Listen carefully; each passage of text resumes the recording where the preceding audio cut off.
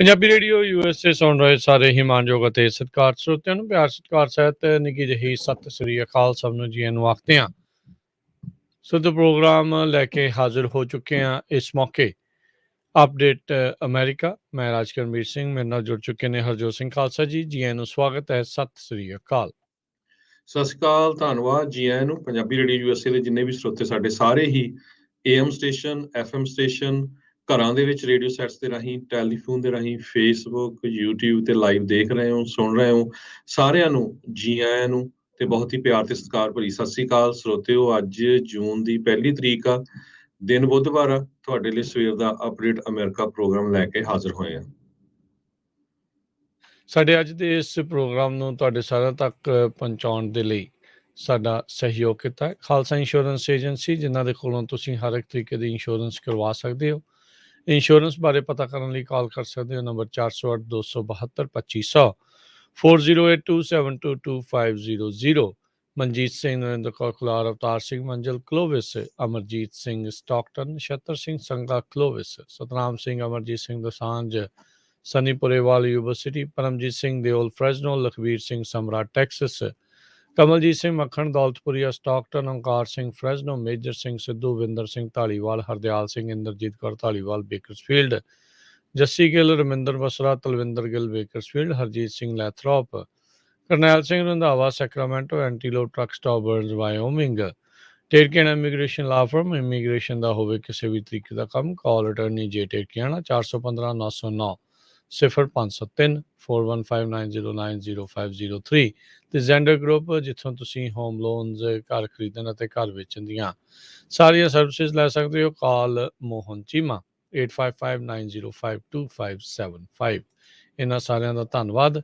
ਜੇਕਰ ਤੁਸੀਂ ਜਾਂ ਕੋਈ ਹੋਰ ਕਾਰੋਬਾਰ ਇਸ ਪ੍ਰੋਗਰਾਮ ਨੂੰ ਸਪਾਂਸਰ ਕਰਨਾ ਚਾਹੁੰਦੇ ਹੋ, ਸੰਪਰਕ ਕਰ ਸਕਦੇ ਹੋ ਨੰਬਰ 408 722 7698 ਦੇ ਉੱਤੇ। ਜੀ, ਅੱਜ ਦੀਆਂ ਖਬਰਾਂ ਤੋਂ ਪਹਿਲਾਂ ਸਾਰੇ ਸਰੋਤਿਆਂ ਨੂੰ ਯਾਦ ਕਰਾਉਂਦੇ ਜਾਈਏ, ਇਹ ਜਿਹੜਾ ਘੱਲੂਘਾਰਾ ਹਫ਼ਤਾ ਹੈਗਾ, ਜੂਨ 1984 ਦੇ ਵਿੱਚ ਉਸ ਟਾਈਮ ਦੀ ਜਿਹੜੀ ਸਰਕਾਰ ਸੀ, ਉਸਨੇ ਸਿੱਖਾਂ ਦੇ ਉੱਤੇ ਜਿਹੜੇ ਦਰਬਾਰ ਸਾਹਿਬ ਦੇ ਉੱਤੇ ਅਟੈਕ ਕੀਤਾ।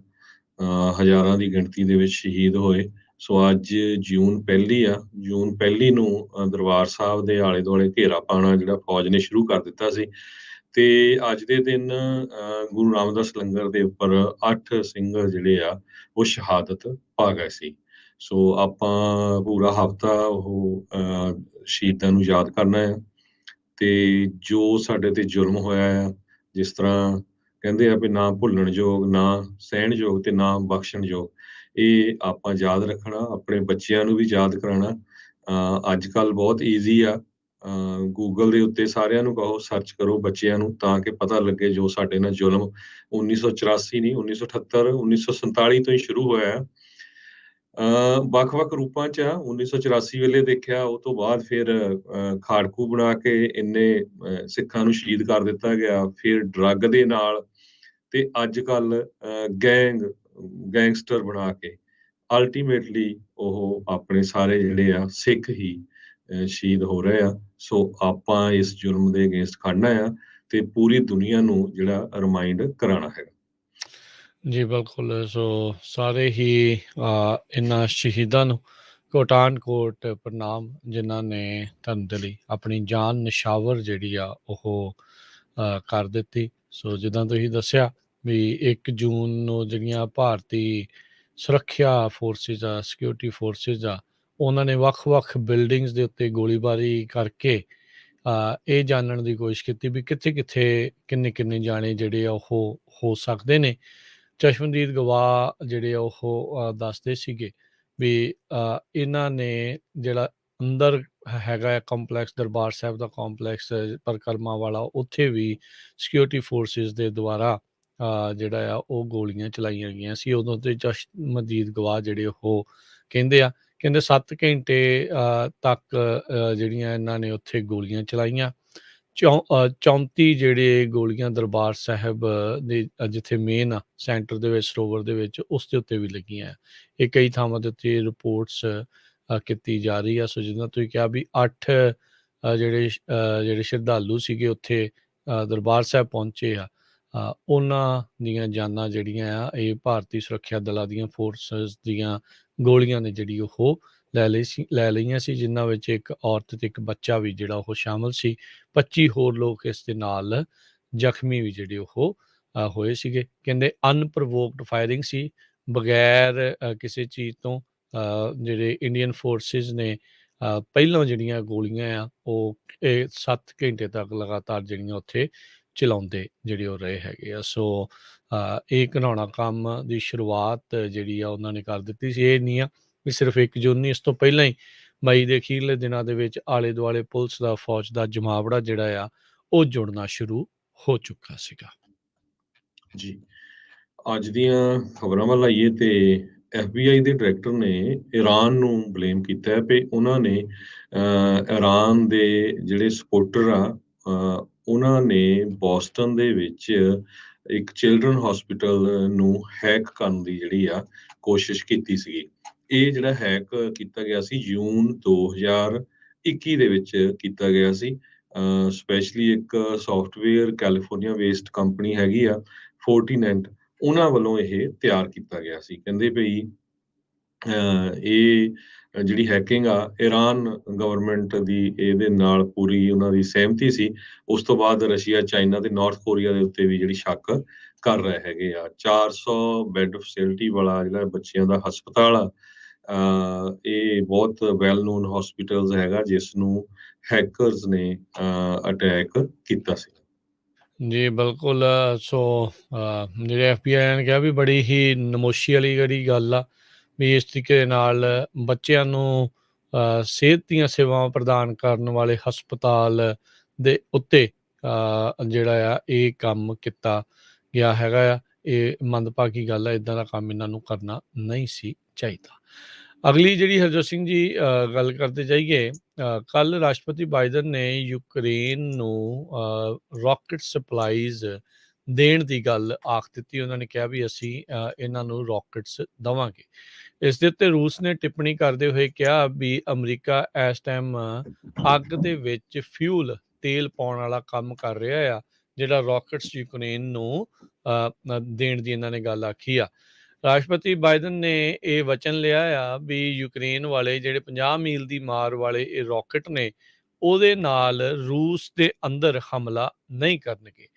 ਪ੍ਰੈਜ਼ੀਡੈਂਟ ਜ਼ੈਲੈਂਸਕੀ ਯੂਕਰੇਨ ਦੇ, ਉਹਨਾਂ ਨੇ ਕਿਹਾ ਆ ਵੀ ਅਸੀਂ ਤੁਹਾਡੀ ਗੱਲ ਨੂੰ ਜਿਹੜਾ ਉਹ ਇੱਕ ਹਿਸਾਬ ਦੇ ਨਾਲ ਮੰਨਾਂਗੇ।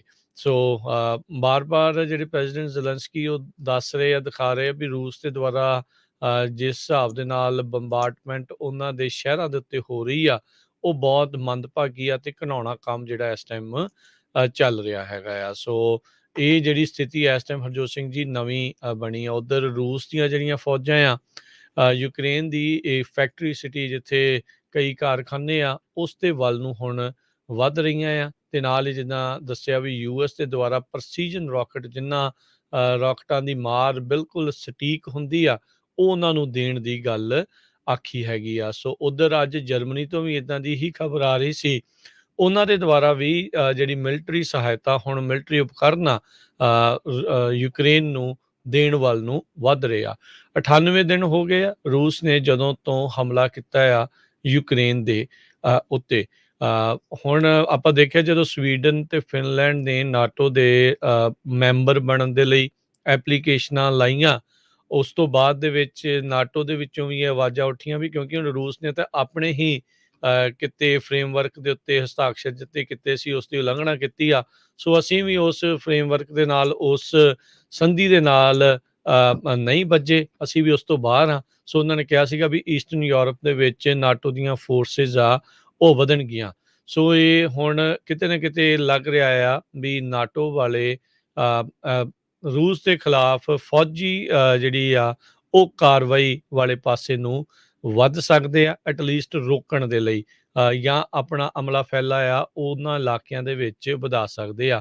ਯੂਕਰੇਨ ਕਿਉਂਕਿ ਅਜੇ ਮੈਂਬਰ ਨਹੀਂ ਹੈਗਾ ਤੇ ਅਜੇ ਲੱਗਦਾ ਵੀ ਨਹੀਂ ਆ ਵੀ ਕੋਈ ਮੈਂਬਰ ਬਣੂਗਾ ਨਾਟੋ ਦਾ। ਸੋ ਇਸ ਲਈ ਉੱਥੇ ਜਾ ਕੇ ਆਪ ਤਾਂ ਨਹੀਂ ਲੜ ਸਕਦੇ, ਪਰ ਮਿਲਟਰੀ ਸਹਾਇਤਾ, ਮਿਲਟਰੀ ਉਪਕਰਨ ਦੇਣ ਦੀ ਕਵਾਇਦ ਹੁਣ ਨਾਟੋ ਦੇ ਮੈਂਬਰਸ ਦੇ ਦੁਆਰਾ ਆਲਰੇਡੀ ਸ਼ੁਰੂ ਹੋ ਚੁੱਕੀ ਹੈਗੀ ਆ। ਸੋ ਇਹ ਜਿਹੜੇ ਪ੍ਰਸੀਜਨ ਰੌਕਟ ਸਿਸਟਮ ਆ, ਇਹ $700 ਮਿਲੀਅਨ ਦਾ ਪੈਕੇਜ ਜਿਹੜਾ ਆ ਉਹ ਦਿੱਤਾ ਜਾਊਗਾ, ਤੇ ਕਹਿੰਦੇ ਅੱਜ ਇਸ ਨੂੰ ਅਧਿਕਾਰਤ ਤੌਰ ਦੇ ਉੱਤੇ ਇਸ ਦਾ ਐਲਾਨ ਕੀਤਾ ਜਾ ਸਕਦਾ ਹੈ। ਆਲਰੇਡੀ ਕਈ ਬਿਲੀਅਨ ਡਾਲਰ ਦੀ ਫੌਜੀ ਸਹਾਇਤਾ ਅਮਰੀਕਾ ਦੇ ਦੁਆਰਾ ਯੂਕਰੇਨ ਨੂੰ ਹੁਣ ਤੱਕ ਦਿੱਤੀ ਜਾ ਚੁੱਕੀ ਆ। ਜੀ ਬਿਲਕੁਲ। ਅਗਲੀ ਖਬਰ ਵੱਲ ਚਲੀਏ। ਕੈਲੀਫੋਰਨੀਆ ਦੇ ਵਿੱਚ ਆਪਾਂ ਰਾਤੀ ਵੀ ਅਪਡੇਟ ਅਮਰੀਕਾ 'ਚ ਡਿਸਕਸ ਕੀਤਾ ਸੀ। ਨੈਪਾ ਟਾਊਨ ਦੇ ਵਿੱਚ ਇੱਕ ਅੱਗ ਲੱਗੀ, ਜਿਹੜੀ ਬਹੁਤ ਤੇਜ਼ੀ ਦੇ ਨਾਲ ਫੈਲੀ। ਹਜੇ ਵੀ ਉਹ ਪੂਰੀ ਤਰ੍ਹਾਂ ਕੰਟੇਨ ਨਹੀਂ ਹੋਈ, ਸਿਰਫ 15% ਕੰਟੇਨ ਹੋਈ ਹੈਗੀ ਆ। 570 ਏਕੜ ਸੜ ਕੇ ਸਵਾਹ ਹੋ ਚੁੱਕੇ ਆ। ਜਿਹੜੀ ਲੇਟੈਸਟ ਅਪਡੇਟ ਹੈਗੀ ਆ ਓਲਡ ਫਾਇਰ ਨੈਪਾ ਕਾਉਂਟੀ ਦੇ ਮੁਤਾਬਕ ਸਿਰਫ 15% ਕੰਟੇਨਡ ਆ। 24 ਘੰਟੇ ਦੀ ਸ਼ਿਫਟ ਫਾਇਰ ਡਿਪਾਰਟਮੈਂਟ ਵੱਲੋਂ ਜਿਹੜੀ ਸਟਾਰਟ ਕੀਤੀ ਗਈ ਹੈਗੀ ਆ। ਓਲਡ ਫਾਇਰ ਸਟਾਰਟ ਹੋਈ ਸੀ 2300 ਓਲਡ ਸੋਡਾ ਸਪਰਿੰਗ ਰੋਡ ਦੇ ਉੱਤੇ। ਤੇ ਆਪਾਂ ਨੂੰ ਪਤਾ ਹੀ ਹੈ ਕੈਲੀਫੋਰਨੀਆ ਦੇ ਵਿੱਚ ਪਿਛਲੇ 3 ਸਾਲਾਂ ਤੋਂ ਅੱਗਾਂ ਨੇ ਬਹੁਤ ਜ਼ਿਆਦਾ ਜਿਹੜਾ ਨੁਕਸਾਨ ਕੀਤਾ ਹੈਗਾ ਆ। ਫਾਇਰ ਆਫੀਸ਼ੀਅਲਸ ਇਹ ਕਹਿੰਦੇ ਆ ਵੀ ਐਟਲਸ ਫਾਇਰ ਵੀ ਸੇਮ ਏਰੀਏ ਦੇ ਵਿੱਚ ਸੰਨ 2017 ਦੇ ਵਿੱਚ ਲੱਗੀ ਸੀ। ਸੋ ਪਹਿਲਾਂ ਤੋਂ ਹੀ ਪੂਰੇ ਜ਼ੋਰ ਦੇ ਨਾਲ ਇਸ ਨੂੰ ਬੁਝਾਉਣ ਲੱਗੇ ਹੋਏ ਆ। ਪਰ ਪਿਛਲੀ ਜਿਹੜੀ ਅੱਗ ਲੱਗੀ ਸੀ ਉਸ ਟਾਈਮ ਦੇ ਉੱਤੇ ਨੈਪਾ ਕਾਉਂਟੀ ਦੇ ਵਿੱਚ ਬਹੁਤ ਜ਼ਿਆਦਾ ਜਿਹੜਾ ਨੁਕਸਾਨ ਹੋਇਆ ਸੀ। ਜੀ ਬਿਲਕੁਲ ਹਰਜੋਤ ਸਿੰਘ ਜੀ, ਹੁਣ ਜਿਹੜੇ ਕੱਲ ਇਵੈਕੂਏਸ਼ਨ ਦੇ ਆਰਡਰ ਇਹਨਾਂ ਨੇ ਐਲਾਨੇ ਸੀਗੇ, ਉਹਨਾਂ ਨੂੰ ਹੁਣ ਇਹਨਾਂ ਨੇ ਲਿਫਟ ਕਰ ਲਿਆ, ਯਾਨੀ ਕਿ ਵਾਪਸ ਲੈ ਲਿਆ ਆ। ਸੋ ਮੇ ਬੀ ਸਟਰਕਚਰਸ ਤੋਂ ਦੂਰ ਚਲੇ ਗਈ ਆ ਅੱਗ, ਪਰ ਅਜੇ ਪੂਰੀ ਕਾਬੂ 'ਚ ਨਹੀਂ ਆ। ਜਿੱਦਾਂ ਹਰਜੋਤ ਸਿੰਘ ਜੀ ਨੇ ਦੱਸਿਆ, ਸਿਰਫ 15% ਇਸ ਦੇ ਉੱਤੇ ਕਾਬੂ ਪਾਇਆ ਗਿਆ ਆ, ਤੇ 570 ਏਕੜ ਤੋਂ ਆਲਰੇਡੀ ਇਹ ਵੱਧ ਚੁੱਕੀ ਆ। ਇਹ ਹੋਰ ਜ਼ਿਆਦਾ ਅਜੇ ਹੋਰ ਵੱਧ ਸਕਦੀ ਆ ਕਾਬੂ ਪਾਏ ਜਾਣ ਤੋਂ ਪਹਿਲਾਂ। ਸੋ ਆਲਰੇਡੀ ਅੱਗਾਂ ਦੀ ਸ਼ੁਰੂਆਤ ਜਿਹੜੀ ਹੈ ਕੈਲੀਫੋਰਨੀਆ ਦੇ ਵਿੱਚ ਹੋ ਚੁੱਕੀ ਹੈਗੀ ਆ। ਜੀ, ਇਸੇ ਤਰ੍ਹਾਂ ਐਨੀਮਲ ਸ਼ੈਲਟਰ ਉਹਨਾਂ ਨੇ ਸੈਟਅਪ ਕੀਤਾ ਹੈਗਾ ਆ। ਉਹਦੇ ਲਈ ਨੰਬਰ 7077321552 ਅਨਾਉਂਸ ਕੀਤਾ ਗਿਆ ਹੈਗਾ ਨੈਪਾ ਕਮਿਊਨਿਟੀ ਐਨੀਮਲ ਰਿਸਪੌਂਸ ਵੱਲੋਂ। ਲਾਈਵ ਸਟਾਕ ਸ਼ੈਲਟਰ ਵੀ ਸੈਟਅਪ ਕੀਤਾ ਗਿਆ 1132 ਐਲ ਸੈਂਟਰੋ ਐਵਨਿਊ। ਸਰੋਤਿਆਂ ਨੂੰ ਦੱਸਦੇ ਜਾਈਏ ਨੈਪਾ ਏਰੀਆ ਇਹ ਵਿੱਚ ਤੇ ਸਭ ਤੋਂ ਕਹਿੰਦੇ ਜ਼ਿਆਦਾ ਵਾਈਨਰੀਜ਼ ਹੈਗੀਆਂ ਆ। ਅੰਗੂਰ ਬਹੁਤ ਹੁੰਦੇ ਆ ਤੇ ਖੇਤਾਂ ਵਾਲਾ ਏਰੀਆ ਹੈਗਾ। ਇੱਥੇ ਲੋਕਾਂ ਨੇ ਆਪਣੇ ਘੋੜੇ ਪਸ਼ੂ ਬਹੁਤ ਰੱਖੇ ਹੋਏ ਹੈਗੇ। ਜੀ ਬਿਲਕੁਲ। ਅਗਲੀ ਜਿਹੜੀ ਹਰਜੋਤ ਸਿੰਘ ਜੀ ਗੱਲ ਕਰਦੇ ਜਾਈਏ ਤਾਂ ਯਾਦ ਹੋਣਾ ਹਰਜੋਤ ਸਿੰਘ ਜੀ ਵੀ ਕੁਛ ਮਹੀਨਾ ਕੁ ਪਹਿਲਾਂ ਕੈਲੀਫੋਰਨੀਆ ਦੀ ਕੈਪੀਟਲ ਦੇ ਵਿੱਚ ਭਿਆਨਕ ਗੋਲੀਬਾਰੀ ਜਿਹੜੀ ਉਹ ਹੋਈ ਸੀ, ਜਿਹੜੀ ਗੈਂਗ ਰਿਲੇਟਡ ਗੋਲੀਬਾਰੀ ਮਾਸ ਸ਼ੂਟਿੰਗ ਦੱਸੀ ਜਾਂਦੀ ਹੋਈ ਸੀ ਰਾਤ ਨੂੰ। ਉਸ ਮਾਮਲੇ ਵਿੱਚ 2 ਜਣਿਆਂ ਦੀ ਗ੍ਰਿਫਤਾਰੀ ਤਾਂ ਪਹਿਲਾਂ ਹੀ ਕਰ ਲਈ ਗਈ ਸੀ। ਅੱਜ ਕੱਲ ਸੈਕਰਾਮੈਂਟੋ ਵਾਲਿਆਂ ਨੇ ਜਿਹੜਾ ਉਹ ਦੱਸਿਆ, ਪੁਲਿਸ ਡਿਪਾਰਟਮੈਂਟ ਨੇ, ਵੀ ਇੱਕ ਬੰਦੇ ਨੂੰ ਨਵਾਡਾ ਦੇ ਵਿੱਚੋਂ ਜਿਹੜਾ ਉਹ ਲੱਭਿਆ ਗਿਆ ਹੈਗਾ ਆ। ਸੋ ਇਨਵੈਸਟੀਗੇਟਰਸ ਮੰਨਦੇ ਨੇ ਮਟੂਲਾ ਪੇਟਨ ਇਹ ਉਸੇ ਹੀ ਗੈਂਗ ਦਾ ਇੱਕ ਮੈਂਬਰ ਦੱਸਿਆ ਜਾਂਦਾ ਆ, ਜਿਹਨੇ ਡਾਊਨਟਾਊਨ ਸੈਕਰਾਮੈਂਟੋ ਦੇ ਵਿੱਚ 3 ਅਪ੍ਰੈਲ ਨੂੰ ਗੋਲੀਬਾਰੀ ਦੀ ਇਸ ਘਟਨਾ ਦੇ ਵਿੱਚ ਹਿੱਸਾ ਲਿਆ ਸੀਗਾ। ਇਸ ਨੂੰ ਇੱਕ ਅਪਾਰਟਮੈਂਟ ਕੰਪਲੈਕਸ ਦੇ ਵਿੱਚੋਂ ਕਸਟਡੀ 'ਚ ਲਿਆ ਗਿਆ ਹੈ, ਸੈਕਰਾਮੈਂਟੋ ਪੁਲਿਸ ਡਿਪਾਰਟਮੈਂਟ ਨੇ ਕਿਹਾ ਆ। Las vagus metro police department ਨੇ ਨਾਲ ਕੰਮ ਕਰਦੇ ਹੋਏ ਡਿਟੈਕਟਿਵਸ ਦੇ ਨਾਲ ਹਫ਼ਤਿਆਂ ਬੱਧੀ ਕੰਮ ਕੀਤਾ, ਤੇ ਪੇਟਨ ਦੀ ਨਿਸ਼ਾਨਦੇਹੀ ਕਰਕੇ ਬਾਅਦ ਦੇ ਵਿੱਚ ਉਸਨੂੰ ਕੱਲ ਗ੍ਰਿਫਤਾਰੀ ਕੀਤੀ ਹੈਗੀ ਆ। ਪੇਟਨ ਦੇ ਨਾਲ 2 ਜਿਹੜੇ ਭਰਾ ਸਮਾਈਲੀ ਮਾਰਟਿਨ ਤੇ ਡੈਂਡਰੇ ਮਾਰਟਿਨ, ਉਹਨਾਂ ਨੂੰ ਵੀ ਚਾਰਜ ਕੀਤਾ ਗਿਆ ਆ ਮਰਡਰ ਦੇ ਜਿਹੜੇ ਚਾਰਜਸ ਦੇ ਨਾਲ ਵੈਪਨ ਅਫੈਂਸਿਸ ਵੀ ਲਾਏ ਗਏ ਆ। ਜਾਂਚਕਰਤਾਵਾਂ ਦੇ ਦੁਆਰਾ ਅਜੇ ਤੱਕ ਕੋਈ ਇਸ ਦੇ ਪਿੱਛੇ ਮਕਸਦ ਮੋਟਿਵ ਜਿਹੜਾ ਆ ਉਹ ਨਹੀਂ ਦਿੱਤਾ ਗਿਆ।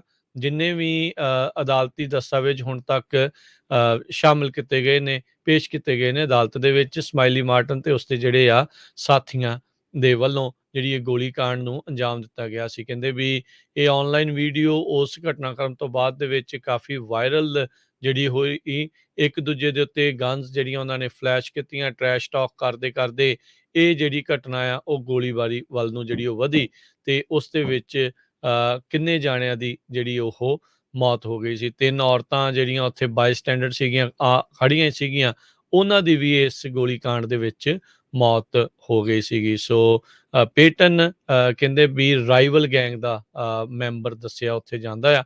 ਹਾਲ ਦੀ ਘੜੀ ਉਸ ਨੂੰ ਨੋਇਡਾ ਜੇਲ੍ਹ ਦੇ ਵਿੱਚ ਰੱਖਿਆ ਗਿਆ ਆ ਤੇ ਇਸ ਨੂੰ ਜਲਦ ਹੀ ਕੈਲੀਫੋਰਨੀਆ ਦੇ ਵਿੱਚ ਵਾਪਸ ਲਿਆਂਦਾ ਜਾਵੇਗਾ।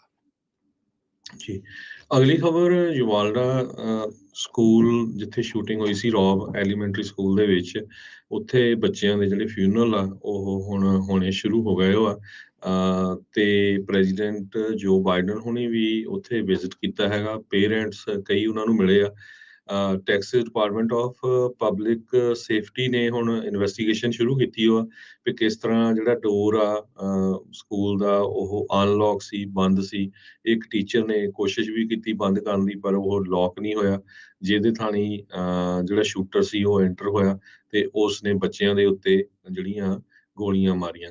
19 ਬੱਚੇ ਇਹਦੇ ਵਿੱਚ ਗੋਲੀਆਂ ਨਾਲ ਮਾਰੇ ਗਏ ਸੀ। 2 ਟੀਚਰ ਜਿਹੜੇ ਮਾਰੇ ਗਏ ਆ। ਇੱਕ ਟੀਚਰ ਦੀ ਹੁਣ ਇੰਟਰਵਿਊ ਆਈ ਵੀ ਕਿਸ ਤਰ੍ਹਾਂ ਉਸਨੇ ਲੌਕ ਲਾ ਕੇ ਕਹਿੰਦੀ ਵੀ ਮੈਂ ਬੱਚਿਆਂ ਨੂੰ ਮੂਵੀ ਲਾਤੀ ਤੇ ਕਿਉਂਕਿ ਮੈਨੂੰ ਪਤਾ ਸੀ ਵੀ ਬਾਹਰ ਗੋਲੀਆਂ ਚੱਲ ਰਹੀਆਂ ਤੇ ਪਤਾ ਨਹੀਂ ਕਿਹੜੇ ਟਾਈਮ ਉਹਨੇ ਆ ਜਾਣਾ ਤੇ ਆਪ ਡੋਰ ਦੇ ਕੋਲ ਲੌਕ ਲਾ ਕੇ ਉਹ ਖੜੀ ਰਹੀ। ਇੱਕ ਬੱਚੇ ਰਾਇਨ ਰੈਮਰੇਜ਼ ਬੱਚੀ ਸੀਗੀ 10 ਸਾਲਾਂ ਦੀ। ਉਹਦਾ ਫਾਦਰ ਜਦੋਂ ਪ੍ਰੈਜ਼ੀਡੈਂਟ ਜੋ ਬਾਈਡਨ ਉਹਨਾਂ ਨੂੰ ਮਿਲਿਆ ਕਿ ਉਸਨੇ ਦੱਸਿਆ ਵੀ ਮੇਰੀ ਬੱਚੀ ਜਿਹੜੀ ਸੀ ਉਹ ਡਰਾਇੰਗ ਬਹੁਤ ਵਧੀਆ ਕਰਦੀ ਸੀ ਵੀ ਹਰ ਵੇਲੇ ਉਹਦੇ ਹੱਥ ਵਿੱਚ ਡਰਾਇੰਗ ਵਾਲਾ ਪੇਪਰ ਤੇ ਕਰੇਯੋਨ ਹੁੰਦੇ ਸੀ ਤੇ ਉਸਨੇ ਜੋ ਬਾਈਡਨ ਉਹਨਾਂ ਨੂੰ ਕਿਹਾ ਵੀ ਉਸ ਦੀ ਜਿਹੜੀ ਇੱਕ ਡਰਾਇੰਗ ਆ ਘੱਟੋ ਘੱਟ ਉਹ ਵਾਈਟ ਹਾਊਸ ਦੇ ਵਿੱਚ ਲਾਈ ਜਾਵੇ ਵੀ ਉਹ ਡਰਾਇੰਗ ਨੂੰ ਬਹੁਤ ਪਸੰਦ ਕਰਦੀ ਸੀ। ਸੋ ਉੱਥੇ ਦੀ ਜਿਹੜੀ ਪੁਲਿਸ ਚੀਫ ਸੀ ਤੇ ਪੁਲਿਸ ਦੇ ਉੱਤੇ ਇੱਕ ਫਾਦਰ ਕਹਿੰਦਾ ਵੀ ਮੈਨੂੰ 12 ਘੰਟਿਆਂ ਬਾਅਦ ਜਾ ਕੇ ਦੱਸਿਆ ਵੀ ਤੇਰੇ ਬੱਚੇ ਦੀ ਜਿਹੜੀ ਮੌਤ ਹੋ ਗਈ ਆ। ਹੁਣ ਤੁਸੀਂ ਹਿਸਾਬ ਲਾ ਲਓ ਵੀ ਕਿਸ ਟਾਈਮ ਸ਼ੂਟਿੰਗ ਹੋਈ ਉਹ ਤੋਂ 12 ਘੰਟੇ ਬਾਅਦ ਤੇ ਕਹਿੰਦਾ ਵੀ ਮੈਂ ਬਾਹਰ ਹੀ ਜਿਹੜਾ ਵੇਟ ਕਰਦਾ ਰਿਹਾ। ਸੋ ਪੂਰਾ ਜਿਹੜਾ ਬਲੇਮ ਆ ਪੁਲਿਸ ਦੇ ਉੱਤੇ ਬਹੁਤ ਜਾ ਰਿਹਾ ਵੀ 1 ਘੰਟਾ 60-70 ਮਿੰਟ ਦੇ ਕਰੀਬ ਜਿਹੜੇ ਆ ਉਹਨਾਂ ਨੇ ਵੇਟ ਕੀਤਾ ਸਕੂਲ ਦੇ ਅੰਦਰ ਬਿਲਡਿੰਗ ਦੇ ਅੰਦਰ ਐਂਟਰ ਹੋਣ ਨੂੰ। ਹੋ ਸਕਦਾ ਜੇ ਕਿਤੇ ਉਹ ਜਲਦੀ ਚਲੇ ਜਾਂਦੇ ਤੇ ਸ਼ਾਇਦ ਘੱਟ ਬੱਚਿਆਂ ਦੀ ਮੌਤ ਹੁੰਦੀ ਜਾਂ ਜਿਨ੍ਹਾਂ ਦੇ ਗੋਲੀਆਂ ਲੱਗੀਆਂ ਹੋ ਸਕਦਾ ਉਹਨਾਂ ਨੂੰ ਬਚਾਉਣ ਦੇ ਵਿੱਚ ਕਾਮਯਾਬ ਹੋ ਜਾਂਦੇ। ਇਹੀ ਨਹੀਂ ਹਰਜੋਤ ਸਿੰਘ ਜੀ, ਪੁਲਿਸ ਝੂਠ ਬੋਲਦੀ ਵੀ ਇਸ ਮਾਮਲੇ ਦੇ ਵਿੱਚ ਫੜੀ ਗਈ। ਪਹਿਲੋਂ ਕਹਿੰਦੇ ਵੀ ਉਹਨਾਂ ਨੇ ਲੌਕ ਨਹੀਂ ਕੀਤਾ, ਹੁਣ ਜਿਹੜਾ ਇਹ ਪਤਾ ਲੱਗ ਰਿਹਾ ਵੀ ਨਹੀਂ ਜਿਹੜੇ ਉੱਥੇ ਟੀਚਰ ਸੀ ਉਹਨਾਂ ਨੇ ਇਹ ਲੌਕ ਵੀ ਕਰਨ ਦੀ ਜਿਹੜੀ ਉਹ ਕੋਸ਼ਿਸ਼ ਕੀਤੀ ਸੀ, ਕਿਉਂਕਿ ਆਪਣੀ ਨਾਕਾਮੀ ਦਾ ਸਿਹਰਾ ਜਿਹੜਾ ਆ ਉਹ ਜਿਹੜੇ ਅਧਿਆਪਕਾਂ ਦੇ ਉੱਤੇ ਮੜ੍ਹਨ ਦੀ ਜਿਹੜੀ ਉੱਥੇ ਯੂਵਾਲਡੇ ਪੁਲਿਸ ਡਿਪਾਰਟਮੈਂਟ ਨੇ ਕੋਸ਼ਿਸ਼ ਕੀਤੀ। ਅੱਜ ਕਹਿੰਦੇ ਵੀ ਪੈਡਰੋ ਪੀਟ ਅਰਡੋਂਡੋ ਜਿਹੜਾ ਯੂਵਾਲਡੇ ਸਕੂਲ ਪੁਲਿਸ ਚੀਫ ਆ, ਜਿਹੜਾ ਨਜ਼ਰਾਂ ਤੋਂ ਗਾਇਬ ਰਿਹਾ, ਕੈਮਰਿਆਂ ਦੀਆਂ ਅੱਖਾਂ ਤੋਂ ਬਚਿਆ ਰਿਹਾ ਇੰਨੇ ਦਿਨਾਂ ਤੱਕ, ਕਿਉਂਕਿ ਸਵਾਲ ਉਸ ਨੂੰ ਬਹੁਤ ਕਰੜੇ ਜਿਹੜੇ ਉਹ ਹੋਣੇ ਸੀਗੇ। ਹੁਣ ਇੱਕ ਉਹਨੇ ਜਿਹੜੀ ਸਟੇਟਮੈਂਟ ਜਿਹੜੀ ਉਹ ਜਾਰੀ ਕੀਤੀ ਆ, ਉਹ ਬੋਲਿਆ ਆ, ਕਹਿੰਦੇ ਵੀ ਅਸੀਂ ਪਰਿਵਾਰਾਂ ਦੇ ਪ੍ਰਤੀ ਰਿਸਪੈਕਟਫੁਲ ਰਵਾਂਗੇ। ਕਹਿੰਦੇ ਵੀ ਅਸੀਂ ਇਹ ਸਾਰਾ ਕੁਛ ਕਰਾਂਗੇ ਜਦੋਂ ਪਰਿਵਾਰ ਗਰੀਵ ਕਰਨਾ ਯਾਨੀ ਕਿ ਅਫਸੋਸ ਕਰਨਾ ਬੰਦ ਕਰਨਗੇ ਤਾਂ ਉਸ ਤੋਂ ਬਾਅਦ ਦੇ ਵਿੱਚ ਇਹ ਕੰਮ ਕਰਨਗੇ। ਪਰਿਵਾਰਾਂ ਨੇ ਭਾਈ ਕਿੱਥੋਂ ਅਫਸੋਸ ਕਰਨਾ ਬੰਦ ਕਰ ਦੇਣਾ ਆ, ਉਹਨਾਂ ਦੀ ਗਰੀਵਿੰਗ ਤੇ ਸਾਰੀ ਉਮਰ ਜਿਹੜੀ ਉਹ ਚੱਲਣੀ ਆ। ਛੋਟੇ ਛੋਟੇ ਮਾਸੂਮ ਬੱਚੇ ਤੁਹਾਡੀ ਨਲਾਇਕੀ ਦੇ ਕਰਕੇ ਜਿਹੜੇ ਉਹ ਮਾਰੇ ਗਏ ਆ। ਉੱਦਾਂ ਤੁਸੀਂ ਵੱਧ ਤੋਂ ਵੱਧ ਚੀਜ਼ਾਂ ਮੰਗਦੇ ਆ ਤੇ ਹੁਣ ਸਾਰਾ ਕੁਛ ਹਰ ਤਰ੍ਹਾਂ ਦੇ ਹਥਿਆਰ ਹੋਣ ਦੇ ਬਾਵਜੂਦ ਤੁਸੀਂ ਬਾਹਰ ਡਰਪੋਕਾਂ ਵਾਂਗੂ ਉੱਥੇ ਉਹ ਖੜੇ ਰਹੇ। ਅੰਦਰ ਨਹੀਂ ਜਾਣ ਦਿੱਤਾ ਕਿਸੇ ਨੂੰ, ਨਾ ਆਪ ਜਿਹੜੇ ਉਹ ਗਏ। ਉਹ ਅੰਦਰੋਂ ਜਿਹੜੇ ਨਿਆਣੇ ਆ ਕੌਲਾਂ ਕਰਦੇ ਰਹੇ ਵੀ ਆ ਜਾਓ ਸਾਨੂੰ ਬਚਾ ਲਓ, ਆ ਜਾਓ ਸਾਨੂੰ ਬਚਾ ਲਓ। ਬਾਹਰ ਪਤਾ ਨਹੀਂ ਕਿਹੜੀ ਜਿਹੜੀਆਂ ਇਹ ਗੱਲਾਂ ਬਾਤਾਂ ਮਾਰਦੇ ਰਹੇ। ਉਹ ਤਾਂ ਸ਼ੁਕਰ ਸੀਗਾ ਵੀ ਕੁਛ ਜਿਹੜੇ ਫੈਡਰਲ ਏਜੰਟ ਜਿਹੜੇ ਅੰਦਰ ਚਲੇ ਗਏ ਤਾਂ ਉਹਨਾਂ ਨੇ ਇਸ ਨੂੰ ਮਾਰ ਦਿੱਤਾ ਕਾਤਲ ਨੂੰ, ਨਹੀਂ ਤਾਂ ਕੀ ਪਤਾ ਅੱਗੇ ਹੋਰ ਵੀ ਕੀ ਕੁਛ ਜਿਹੜਾ ਵਾਪਰ ਜਾਂਦਾ। ਪਰ ਬਹੁਤ ਵੱਡੇ ਜਿਹੜੇ ਇਸ ਟਾਈਮ ਸਵਾਲ ਆ, ਕੱਲ ਵੀ ਆਪਾਂ ਖਬਰ ਕੀਤੀ ਸੀ ਵੀ ਕਿਸ ਤਰੀਕੇ ਦੇ ਨਾਲ ਉੱਥੋਂ ਦਾ ਪੁਲਿਸ ਡਿਪਾਰਟਮੈਂਟ ਇਸ ਇਨਵੈਸਟੀਗੇਸ਼ਨ ਦੇ ਵਿੱਚੋਂ ਮਦਦ ਕਰਨ ਤੋਂ ਹੁਣ ਆਪਣੇ ਹੱਥ ਜਿਹੜੇ ਉਹ ਪਿੱਛੇ ਖਿੱਚ ਰਿਹਾ ਆ। ਸਵਾਲਾਂ ਦੇ ਜਵਾਬ ਜਿਹੜੇ ਦੇਣ ਤੋਂ ਘਬਰਾਏ ਪਏ ਆ। ਪਰ ਇਸ ਸਾਰੀ ਚੀਜ਼ ਦੇ ਵਿੱਚ ਹਰਜੋਤ ਸਿੰਘ ਜੀ ਓਵਰਆਲ ਪੁਲਿਸ ਦੀ ਜਿਹੜੀ ਨਾਕਾਮੀ ਆ ਉਹ ਸਾਰਿਆਂ ਦੇ ਸਾਹਮਣੇ ਨਜ਼ਰ ਆ ਰਹੀ ਆ। ਕੀ ਕੁਛ ਜਿਹੜਾ ਇਹ ਵਾਪਰ ਰਿਹਾ ਆ, ਇਹ ਵੱਡੇ ਜਿਹੜੇ ਸਵਾਲ ਆ ਜਿਨ੍ਹਾਂ ਦਾ ਜਵਾਬ ਜਲਦ ਜਿਹੜਾ ਉਹ ਚਾਹੀਦਾ ਹੈ। ਇਸ ਤੋਂ ਪਹਿਲਾਂ ਕੋਈ ਹੋਰ ਸਰਫਰਾ ਇੱਦਾਂ ਦਾ ਕਿਸੇ ਘਟਨਾ ਨੂੰ ਅੰਜਾਮ ਦੇਣ ਬਾਰੇ ਜਿਹੜਾ ਉਹ ਸੋਚੇ। ਸੋ ਇਹ ਹੁਣ ਮੁਸ਼ਤੈਦੀ, ਇਹਨਾਂ ਦੀ ਰਿਸਪੌਂਸ ਟਾਈਮ, ਇਹ ਸਾਰੀਆਂ ਚੀਜ਼ਾਂ ਦੇ ਉੱਤੇ ਜਿਹੜੇ ਸਵਾਲ ਆ ਉਹ ਚੁੱਕੇ ਜਿਹੜੇ ਉਹ ਜਾਣਗੇ। ਸੋ ਡੈਫੀਨੇਟਲੀ ਲੋਕਾਂ ਦੇ ਮਨਾਂ ਦੇ ਵਿੱਚ, ਉੱਥੋਂ ਦੇ ਰਹਿਣ ਵਾਲੇ ਲੋਕਾਂ ਦੇ ਮਨਾਂ ਦੇ ਵਿੱਚ, ਇੱਥੋਂ ਤੱਕ ਕਿ ਮੁਲਕ ਭਰ ਦੇ ਵਿੱਚ ਸਾਰੇ ਹੀ ਜਿਹੜੇ ਲੋਕ ਆ, ਬਹੁਤੇ ਜਿਹੜੇ ਲੋਕ ਆ, ਉਹ ਇਸ ਪੁਲਿਸ ਡਿਪਾਰਟਮੈਂਟ ਦੀ ਬਹੁਤ ਕਰੜੇ ਸ਼ਬਦਾਂ ਦੇ ਵਿੱਚ ਆਲੋਚਨਾ ਇਸ ਟਾਈਮ ਕਰ ਰਹੇ ਆ ਵੀ ਤੁਸੀਂ ਕੀਤਾ ਤੇ ਕੀ ਕੀਤਾ, ਬਾਹਰ ਇੰਤਜ਼ਾਰ ਜਿਹੜਾ ਉਹ ਤੁਸੀਂ ਕਿਉਂ ਜਿਹੜੇ ਉਹ ਕਰਦੇ ਰਹੇ। ਤੇ ਫਿਰ ਅਗਲੇ ਦਿਨ ਸ਼ੁਕਰਾਨੇ ਦੀ ਇੱਕ ਸਟੇਟਮੈਂਟ ਜਾਰੀ ਕੀਤੀ ਵੀ ਸ਼ੁਕਰ ਆ ਜੀ ਸਾਡੇ ਪੁਲਿਸ ਵਾਲਿਆਂ ਨੂੰ ਕਿਸੇ ਨੂੰ ਲਾਈਫ ਥ੍ਰੈਟਨਿੰਗ ਇੰਜਰੀ ਜਿਹੜੀ ਉਹ ਨਹੀਂ ਹੋਈ। ਕਿਉਂਕਿ ਫਿਰ ਉਹਨਾਂ ਦਾ ਮਜ਼ਾਕ ਉਡਾ ਰਹੇ ਸੀ ਵੀ ਭਾਈ ਜਦੋਂ ਤੁਸੀਂ ਨਿਆਣੇ ਹੀ ਮੋਹਰੇ ਕੀਤੇ ਸੀ ਢਾਲ ਬਣਾ ਕੇ, ਤੇ ਫਿਰ ਤੁਹਾਨੂੰ ਥੋੜੀ ਗੋਲੀ ਲੱਗਣੀ ਸੀਗੀ। ਮਰੇ ਤਾਂ ਵਿਚਾਰੇ ਨਿਆਣੇ ਆ, ਮਰੇ ਤਾਂ ਉਹ 2 ਅਧਿਆਪਕ ਆ। ਕੁੱਲ 21 ਜਾਣਿਆਂ ਦੀ ਮੌਤ ਜਿਹੜੀ ਆ ਇਸ ਘਟਨਾਕ੍ਰਮ ਦੇ ਵਿੱਚ, ਇਸ ਗੋਲੀकांड ਦੇ ਵਿੱਚ ਹੋਈ ਸੀ। ਜੀ। ਅਗਲੀ ਖਬਰ ਵੱਲ ਚਲੀਏ। ਇੱਕ ਨੈਸ਼ਨਲ ਪਾਰਕ ਜੈਲੋਸਟੋਨ ਤੋਂ ਆ ਰਹੀ ਹੈ, ਜਿੱਥੇ ਇੱਕ ਬੀਜ਼ਨ ਨੇ ਕਹਿੰਦੇ ਇੱਕ ਬੀਬੀ ਨੂੰ 10 ਫੁੱਟ ਦੂਰ ਜਿਹੜਾ ਚੱਕ ਕੇ ਮਾਰਿਆ, ਤੇ ਉਹਦੇ ਜਿਹੜੀਆਂ ਸੱਟਾਂ ਬਹੁਤ ਲੱਗੀਆਂ ਹੈਗੀਆਂ। ਬਹੁਤ ਵਾਰ ਜਿਹੜੇ ਵਾਈਲਡ ਐਨੀਮਲਸ ਹੁੰਦੇ ਆ ਨੈਸ਼ਨਲ ਪਾਰਕਸ ਦੇ ਵਿੱਚ ਹੁੰਦੇ ਹੈਗੇ ਆ, ਤੇ ਲੋਕ ਉਹਨਾਂ ਦੇ ਲਾਗੇ ਚਲ ਜਾਂਦੇ ਆ। ਕਹਿੰਦੇ ਭਈ ਨੈਸ਼ਨਲ ਪਾਰਕਸ ਦੇ ਜਿਹੜੇ ਸਿਕਿਉਰਿਟੀ ਆਫੀਸ਼ੀਅਲਸ ਆ, ਉਹ ਕਹਿੰਦੇ ਵੀ ਜਦੋਂ ਵੀ ਤੁਸੀਂ ਕਿਤੇ ਵਿਜ਼ਿਟ ਕਰਨ ਜਾਂਦੇ ਆ, ਤੇ ਇਹਨਾਂ ਤੋਂ ਬਹੁਤ ਦੂਰੀ ਬਣਾ ਕੇ ਰੱਖਣੀ ਚਾਹੀਦੀ ਹੈਗੀ ਆ। ਸੋ ਇਹ ਬੀਬੀ ਨੂੰ ਇੰਨੀ ਬੁਰੀ ਤਰ੍ਹਾਂ ਉਸਨੇ ਚੱਕ ਕੇ ਮਾਰਿਆ, ਤੇ ਉਹਦੇ ਸੱਟਾਂ ਬਹੁਤ ਲੱਗੀਆਂ, ਤੇ ਉਸਨੂੰ ਈਸਟਰਨ ਆਈਡਾਹੋ ਰੀਜਨਲ ਮੈਡੀਕਲ ਸੈਂਟਰ ਜਿਹੜਾ ਹੈ ਉੱਥੇ ਲਿਜਾਇਆ ਗਿਆ, ਤੇ ਉਹਦਾ ਜਿਹੜਾ ਇਲਾਜ ਚੱਲ ਰਿਹਾ ਹੈਗਾ। ਸੋ ਹੁਣ ਸਮਰ ਦੀਆਂ ਛੁੱਟੀਆਂ ਆ, ਬਹੁਤ ਸਾਰੇ ਲੋਕ ਵੱਖ-ਵੱਖ USA ਦੇ ਜਿਹੜੇ ਨੈਸ਼ਨਲ ਪਾਰਕ ਆ ਉੱਥੇ ਜਾਂਦੇ ਆ, ਤੇ ਇਹਨਾਂ ਪਾਰਕਾਂ ਦੇ ਵਿੱਚ ਵਾਈਲਡ ਐਨੀਮਲਸ ਵੀ ਹੁੰਦੇ ਆ। ਜਿਸ ਤਰ੍ਹਾਂ ਇਹ ਹੋ ਗਿਆ, ਈਵਨ ਡੀਅਰ ਜਾਂ ਹੋਰ ਵੀ ਆ, ਰਿੱਛ ਆ, ਉਹਨਾਂ ਤੋਂ ਕਹਿੰਦੇ ਵੀ ਦੂਰੀ ਬਣਾ ਕੇ ਬਹੁਤ ਰੱਖਣੀ ਚਾਹੀਦੀ ਆ। ਬਹੁਤ ਵਾਰ ਲੋਕ ਪਾਰਕਾਂ ਦੇ ਵਿੱਚ ਆਪਣੇ ਟੈਂਟ ਲਾ ਕੇ ਸੌ ਵੀ ਜਾਂਦੇ, ਜਾਂ ਖਾਣਾ ਵੀ ਬਣਾਉਂਦੇ ਹੈਗੇ ਆ। ਸੋ ਉਸ ਦੇ ਲਈ ਜਿਹੜੀਆਂ ਹਦਾਇਤਾਂ ਆ ਪਾਰਕਸ ਵਾਲਿਆਂ ਨੇ ਇਸ਼ੂ ਕੀਤੀਆਂ ਹੈਗੀਆਂ। ਜੈਲੋਸਟੋਨ ਨੈਸ਼ਨਲ ਪਾਰਕ ਨੇ ਰਿਕਮੈਂਡੇਸ਼ਨ ਜਿਹੜੇ ਵਿਜ਼ਿਟਰਸ ਆ ਉਹਨਾਂ ਨੂੰ ਇਹ ਕਿਹਾ ਵੀ ਘੱਟੋ ਘੱਟ 25 ਯਾਰਡ ਦੂਰ ਰਹੋ ਜਿਹੜੇ ਵੱਡੇ ਐਨੀਮਲਸ ਆ, ਜਿਨ੍ਹਾਂ 'ਚ ਵੀਜ਼ਨ ਆ, ਐਲਕ ਆ, ਬਿਗ ਹਾਰਨ ਸ਼ੀਪ ਆ, ਡੀਅਰ ਆ, ਤੇ 100 ਯਾਰਡ ਰਹੋ ਜਿਹੜੇ ਰਿੱਛ ਆ ਜਾਂ ਬੋਲਵਸ ਆ ਉਹਨਾਂ ਤੋਂ ਦੂਰ। ਜਿਹੜਾ ਵੀਜ਼ਨ ਆ ਇਹ 6 ਫੁੱਟ ਉੱਚਾ ਹੁੰਦਾ ਆ, ਤੇ 2000 ਪਾਉਂਡ ਇਹ ਜਿਹੜਾ ਭਾਰਾ ਹੁੰਦਾ ਹੈਗਾ। ਸੋ ਬਾਈਸਨਸ ਖਤਰਨਾਕ ਜਾਨਵਰ ਹੁੰਦੇ, ਵਾਈਲਡ ਲਾਈਫ ਆ। ਇੱਕ ਚੀਜ਼ ਦੇਖੀਏ, ਉਹ ਇੰਨੀਆਂ ਜ਼ਿਆਦਾ ਵੀਡੀਓਜ਼ ਜਿਹੜੀਆਂ ਉਹ ਆਪਾਂ ਆਉਂਦੀਆਂ, ਲੋਕ ਫੋਟੋ ਕਰਨ ਦੇ ਮਾਰੇ, ਵੀਡੀਓ ਬਣਾਉਣ ਦੇ ਮਾਰੇ ਇਹਨਾਂ ਜਾਨਵਰਾਂ ਨੂੰ ਘਰ ਦੀ ਗਾਂ ਹੀ ਸਮਝੀ ਜਾਂਦੇ ਆ ਵੀ ਉਹਦੇ ਘਰ ਵਾਲੀਆਂ ਮੱਝਾਂ ਆ, ਵੀ ਇਹ ਇਦਾਂ ਦੀ ਚੀਜ਼ ਨਹੀਂ ਹੈ ਭਾਈ। ਉਹ ਜੰਗਲੀ ਜਾਨਵਰ, ਸਿੰਘ ਦੇਖੇ ਆ, ਜਿੱਦਾਂ ਹਰਜੋਤ ਜੀ ਨੇ ਦੱਸਿਆ ਵੀ 2000 ਪਾਉਂਡ ਦਾ ਇਹ ਜਾਨਵਰ ਆ, ਤੇ ਉਹਨੇ ਫੱਟੇ ਚੱਕਤੇ ਉਹਦੇ। ਸੋ ਹੁਣ ਜ਼ਿੰਦਗੀ ਤੇ ਮੌਤ ਦਾ ਸਵਾਲ ਜਿਹੜਾ ਉਹ ਬਣ ਜਾਂਦਾ ਆ। ਪਰ ਬਹੁਤ ਜ਼ਿਆਦਾ ਜਿਹੜੇ ਇਦਾਂ ਦੇ ਸੈਲਾਨੀ, ਬੇਵਕੂਫ ਕਹਿਣਾ ਚਾਹੀਦਾ ਇਹਨਾਂ ਨੂੰ, ਵੀ ਇਹ ਬੇਵਕੂਫ ਸੈਲਾਨੀ ਆ ਉਹ, ਕਿਉਂਕਿ ਆਪਣੇ ਲਈ ਤਾਂ ਖਤਰਾ ਬਣਾ ਹੀ ਰਹੇ ਆ, ਦੂਜਿਆਂ ਦੇ ਲਈ ਵੀ ਖਤਰਾ ਬਣਾ ਰਹੇ ਆ। ਫਿਰ ਇਹਨਾਂ ਸ਼ਦਾਈਆਂ ਕਰਕੇ ਕੱਲ ਨੂੰ ਉਹਨਾਂ ਨੇ ਗੱਡੀਆਂ 'ਚ ਉਤਰਨਾ ਬੰਦ ਕਰ ਦੇਣਾ, ਕਹਿਣਾ ਵੀ ਤੁਸੀਂ ਆਹ ਨਹੀਂ ਕਰ ਸਕਦੇ, ਉਹ ਨਹੀਂ ਕਰ ਸਕਦੇ। ਫਿਰ ਬਾਕੀ ਲੋਕਾਂ ਦੇ ਘੁੰਮਣ ਫਿਰਨ ਦੀਆਂ ਜਿਹੜੀਆਂ ਹੁੰਦੀਆਂ ਆਜ਼ਾਦੀਆਂ, ਉਹਨਾਂ ਉੱਤੇ ਵੀ ਰੋਕ ਜਿਹੜੀ ਉਹ ਲੱਗਦੀ ਆ।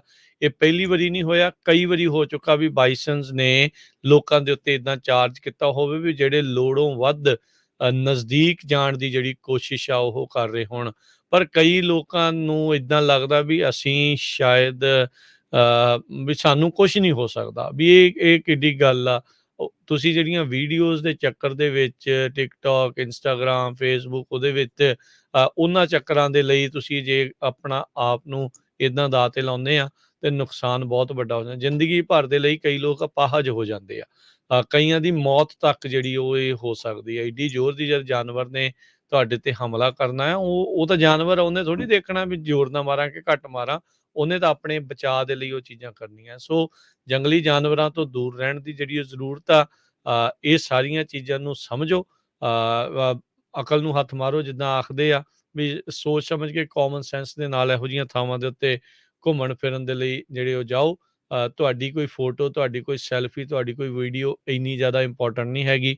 ਤੁਹਾਡੀ ਆਪਣੀ ਤੇ ਤੁਹਾਡੇ ਨਾਲ ਦਿਆਂ ਦੀ ਜਿਹੜੀ ਹੀ ਉਹ ਸੇਫਟੀ ਸੁਰੱਖਿਆ ਤੋਂ ਉੱਤੇ ਨਹੀਂ ਆ, ਉਹ ਅਹਿਮ ਨਹੀਂ ਆ। ਸੋ ਗੱਡੀ 'ਚੋਂ ਬੈਠ ਕੇ ਦੂਰੋਂ ਜਿਹੜਾ ਉਹ ਫੋਟੋਆਂ ਖਿੱਚਣੀਆਂ, ਵੀਡੀਓ ਬਣਾਉਣੀਆਂ, ਜੋ ਮਰਜ਼ੀ ਕਰੋ, ਪਰ ਲਾਗੇ ਨਾ ਇੱਦਾਂ ਜਾਓ। ਸੋ ਬਹੁਤ ਜ਼ਿਆਦਾ ਨੁਕਸਾਨ ਜਿਹੜਾ ਇਸ ਦੇ ਵਿੱਚ ਹੋ ਜਾਂਦਾ ਆ। ਯੈਲੋਸਟੋਨ ਦੇ ਵਿੱਚ ਬਹੁਤ ਜ਼ਿਆਦਾ ਮਾਤਰਾ ਦੇ ਵਿੱਚ ਜਿਹੜੇ ਬਾਈਸਨਸ ਆ ਉਹ ਉੱਥੇ ਰਹਿੰਦੇ ਆ।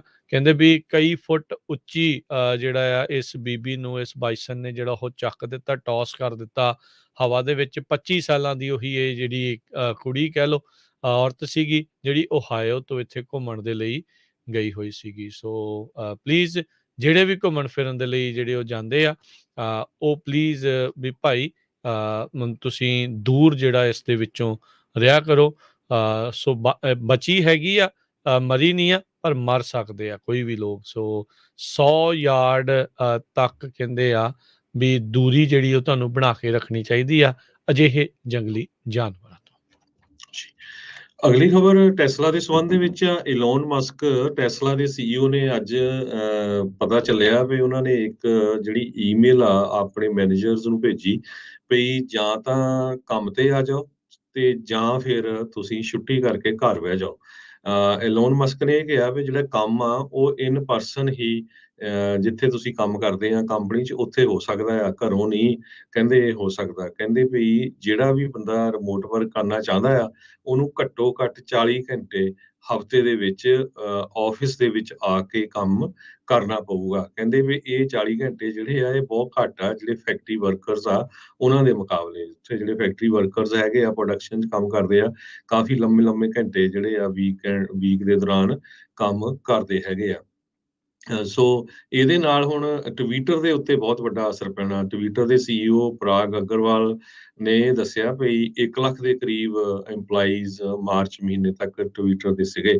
ਬਹੁਤ ਸਾਰੇ ਮੈਜੋਰਟੀ 'ਚ ਇਸ ਟਾਈਮ ਉਹ ਘਰਾਂ ਤੋਂ ਕੰਮ ਕਰ ਰਹੇ ਆ ਕਿਉਂਕਿ ਐਲੋਨ ਮਸਕ ਟਵਿੱਟਰ ਨੂੰ ਟੇਕ ਓਵਰ ਕਰਨ ਜਾ ਰਿਹਾ ਵੀ ਗੱਲ ਚੱਲ ਰਹੀ ਹੈਗੀ ਆ।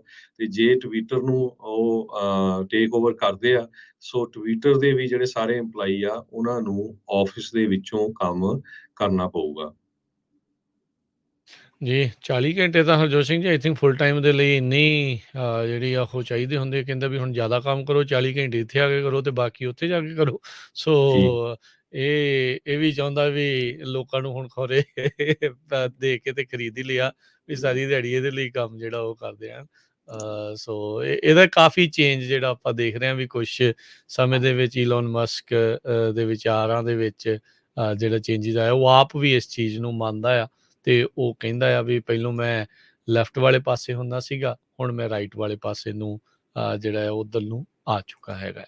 ਸੋ ਇੱਕ ਆਪਾਂ ਬ੍ਰੇਕ ਲਵਾਂਗੇ, ਬ੍ਰੇਕ ਤੋਂ ਬਾਅਦ 'ਚ ਮੁੜ ਕੇ ਫਿਰ ਵਾਪਸ ਹਾਜ਼ਰ ਹੁੰਦੇ ਆ ਤੇ ਕੁਛ ਹੋਰ ਖਬਰਾਂ ਤੇ ਫਿਰ ਬਾਅਦ ਦੇ ਵਿੱਚ ਮੌਰਗੇਜ ਦੇ ਨਾਲ, ਇਕੋਨਮੀ ਦੇ ਨਾਲ ਜੁੜੀਆਂ ਹੋਈਆਂ ਗੱਲਾਂ, ਰੀਅਲ estate ਦੀਆਂ ਜਿਹੜੀਆਂ ਗੱਲਾਂ ਬਾਤਾਂ ਆ ਉਹ ਵੀ ਆਪਾਂ ਕਰਾਂਗੇ। ਮੋਹਨ ਚੀਮਾ ਹੁਣੀ ਵੀ ਆਪਣੇ ਨਾਲ ਜੁੜਨਗੇ। ਸੋ ਇਦਾਂ ਹੀ ਜੁੜੇ ਰਹੋ ਪੰਜਾਬੀ ਰੇਡੀਓ USA ਨਾਲ। ਬ੍ਰੇਕ ਤੋਂ ਬਾਅਦ 'ਚ ਇਹਨਾਂ ਗੱਲਾਂ ਬਾਤਾਂ ਦੇ ਉੱਤੇ ਚਰਚਾਵਾਂ ਹੋਣਗੀਆਂ ਜੀ।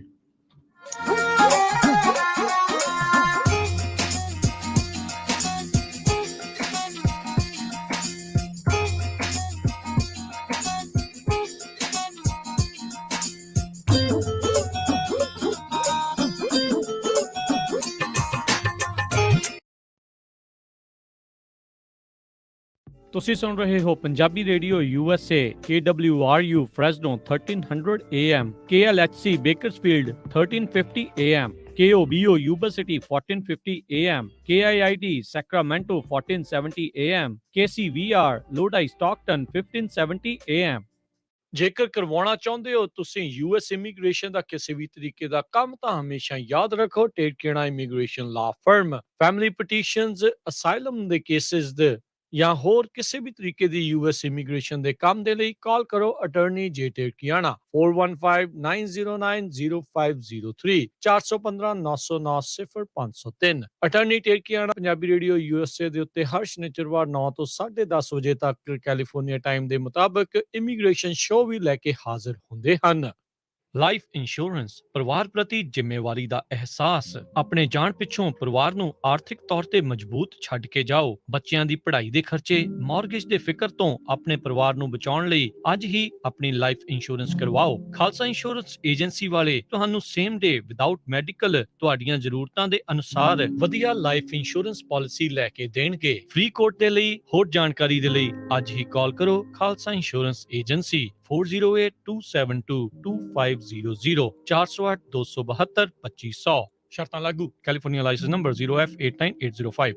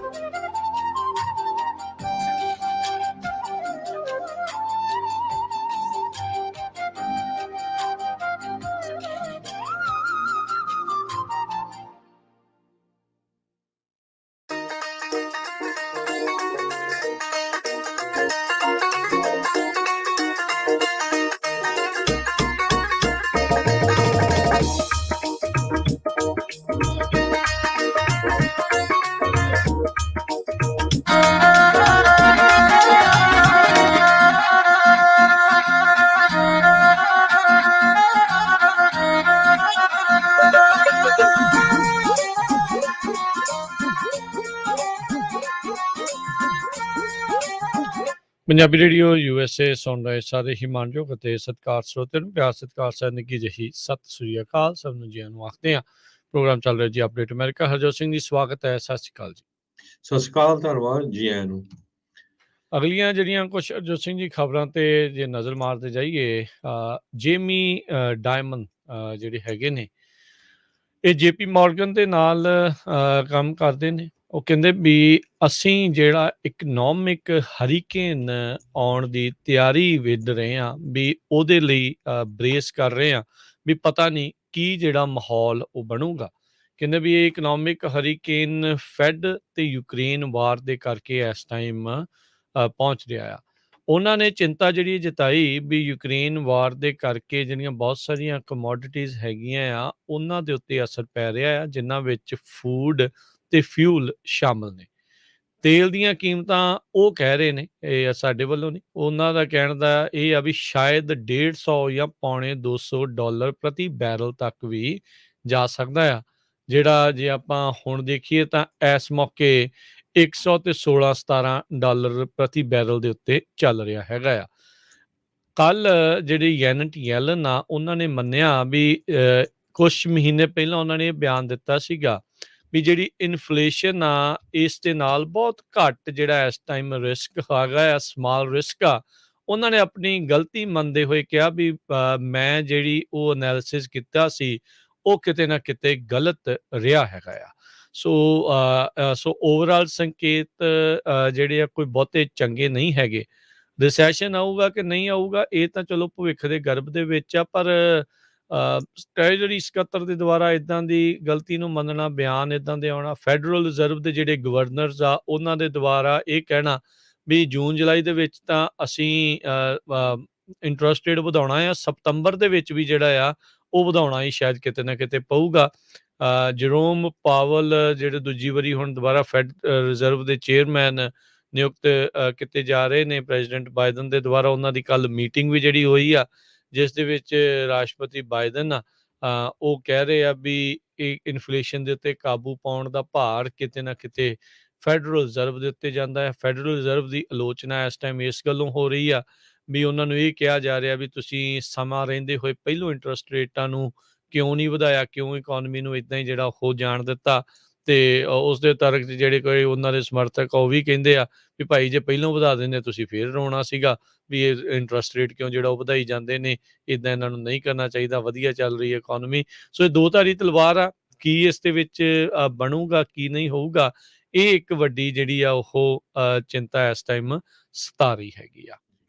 ਸੋ ਇਹ ਪਹਿਲੀ ਵਾਰੀ ਨਹੀਂ ਹੋਇਆ। ਜੈਨਟ ਯੈਲਨ ਜਿਹੜੀ ਫੈਡਰਲ ਰਿਜ਼ਰਵ ਬੋਰਡ ਤੋਂ ਆ, ਇਸ ਤੋਂ ਪਹਿਲਾਂ ਵੀ ਜਦੋਂ ਐਲਨ ਗ੍ਰੀਨਸਪੈਨ ਹੁੰਦੇ ਸੀਗੇ ਫੈਡਰਲ ਰਿਜ਼ਰਵ ਬੋਰਡ ਦੇ ਗਵਰਨਰ ਰਹੇ ਆ, ਉਹਨਾਂ ਨੇ ਵੀ ਉਹਨਾਂ ਦੇ ਟਾਈਮ ਤੇ ਬਹੁਤ ਇਕਨੋਮੀ ਜਿਹੜੀ ਆ ਇੱਕ ਟਾਈਮ ਦੇ ਉੱਤੇ ਰਿਕ 'ਚ ਹੋਈ ਸੀ, ਬਹੁਤ ਬੁਰਾ ਹਾਲ ਹੋਇਆ ਸੀਗਾ। ਉਹਨਾਂ ਨੇ ਵੀ ਗਲਤ ਪ੍ਰੈਡਿਕਸ਼ਨਸ ਜਿਹੜੀਆਂ ਕੀਤੀਆਂ ਸੀਗੀਆਂ।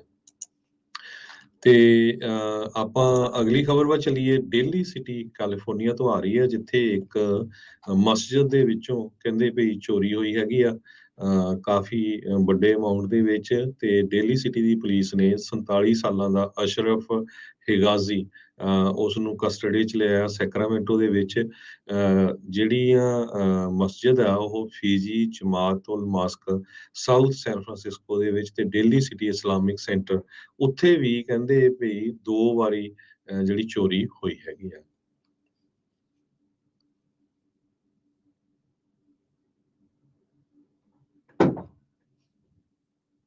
ਜੀ ਬਿਲਕੁਲ। ਸੋ ਹਰਜੋਤ ਸਿੰਘ ਜੀ ਆਪਣੇ ਨਾਲ ਹੁਣ ਜਿਹੜੇ ਆ ਮੋਹਨ ਚੀਮਾ ਜੀ ਵੀ ਜਿਹੜੇ ਉਹ ਜੁੜਨਗੇ ਤੇ ਉਹਨਾਂ ਦੇ ਨਾਲ ਆਪਾਂ ਗੱਲਾਂ ਬਾਤਾਂ ਜਿਹੜੀਆਂ ਉਹ ਕਰਾਂਗੇ ਕੀ ਕੁਛ ਰੀਅਲ estate ਮਾਰਗੇਜ ਇੰਡਸਟਰੀ ਦੇ ਵਿੱਚ ਜੀ। ਚੱਲ ਰਿਹਾ ਹੈਗਾ ਆ। ਕੱਲ ਵੀ ਆਪਾਂ ਇੱਕ ਫੋਰਚੂਨ ਦੀ ਮੈਗਜ਼ੀਨ ਦੀ ਇੱਕ ਰਿਪੋਰਟ ਦੇ ਉੱਤੇ ਜ਼ਿਕਰ ਕੀਤਾ ਸੀਗਾ, ਜਿਹਦੇ ਵਿੱਚ ਉਹ ਪ੍ਰੈਡਿਕਟ ਕਰ ਰਹੇ ਸੀ ਉਹ ਜਿਹੜੇ ਮੈਗਜ਼ੀਨ ਵਾਲੇ ਵੀ ਜਿਹੜੇ ਪ੍ਰਾਈਸਿਸ ਆ ਉਹ ਘਟ ਸਕਦੇ ਆ।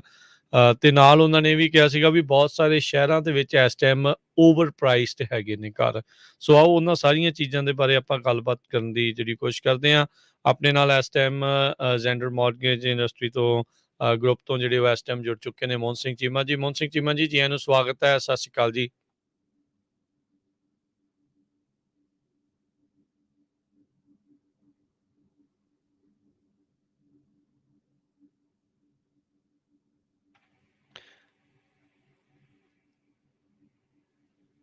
ਮੈਨੂੰ ਲੱਗਦਾ ਜੀ ਕੋਈ ਟੈਕਨੀਕਲ ਡਿਫਿਕਲਟੀ ਦੇ ਕਰਕੇ ਉਹਨਾਂ ਦੇ ਨਾਲ ਜੀ। ਆਵਾਜ਼ ਜਿਹੜੀ ਉਹ ਤਦ ਜੁੜ ਤੱਕ ਨਹੀਂ ਪਾ ਮੈਂ ਰਹੀ ਖਬਰ ਤੇ ਸਾਂਝੀ ਕਰ ਦਿੰਦਾ ਰਾਜਕੁਮਾਰੀ ਸਿੰਘ ਜੀ। ਆਪਾਂ ਕੁਛ ਹੀ ਮਿੰਟਾਂ ਦੇ ਵਿੱਚ ਦੁਬਾਰਾ ਉਹਨਾਂ ਦੇ ਨਾਲ ਜਿਹੜਾ ਸੰਪਰਕ ਆ ਉਹ ਬਣਾਉਂਦੇ ਆ। ਜੀ ਹਰਜੋਤ ਸਿੰਘ ਜੀ। ਜੀ, ਤਦ ਤੱਕ ਮੈਂ ਖਬਰ ਸਾਂਝੀ ਕਰ ਲੈਂਦਾ ਹੋਰ। ਕੁਈਨਜ਼ ਨਿਊਯਾਰਕ ਤੋਂ ਇੱਕ ਬੜੀ ਮਾੜੀ ਖਬਰ ਆ ਰਹੀ ਆ ਵੀ ਉੱਥੇ ਇੱਕ ਆਪਣੀ ਸਿੱਖ ਬੀਬੀ ਉਹ ਗੁਰਦੁਆਰਾ ਸਾਹਿਬ ਤੋਂ ਜਾ ਰਹੀ ਸੀ ਜਦੋਂ ਉਸਨੂੰ ਉਹਦੇ ਉੱਤੇ ਅਟੈਕ ਕੀਤਾ ਗਿਆ ਤੇ ਉਹਦੀ ਜਿਹੜੀ ਜੁਐਲਰੀ ਸੀ ਉਸਨੇ ਗਲ ਦੇ ਵਿੱਚ ਪਾਈ ਹੋਈ ਚੇਨ ਉਸਨੂੰ ਵੀ ਸਨੈਚ ਕਰ ਲਿਆ ਗਿਆ।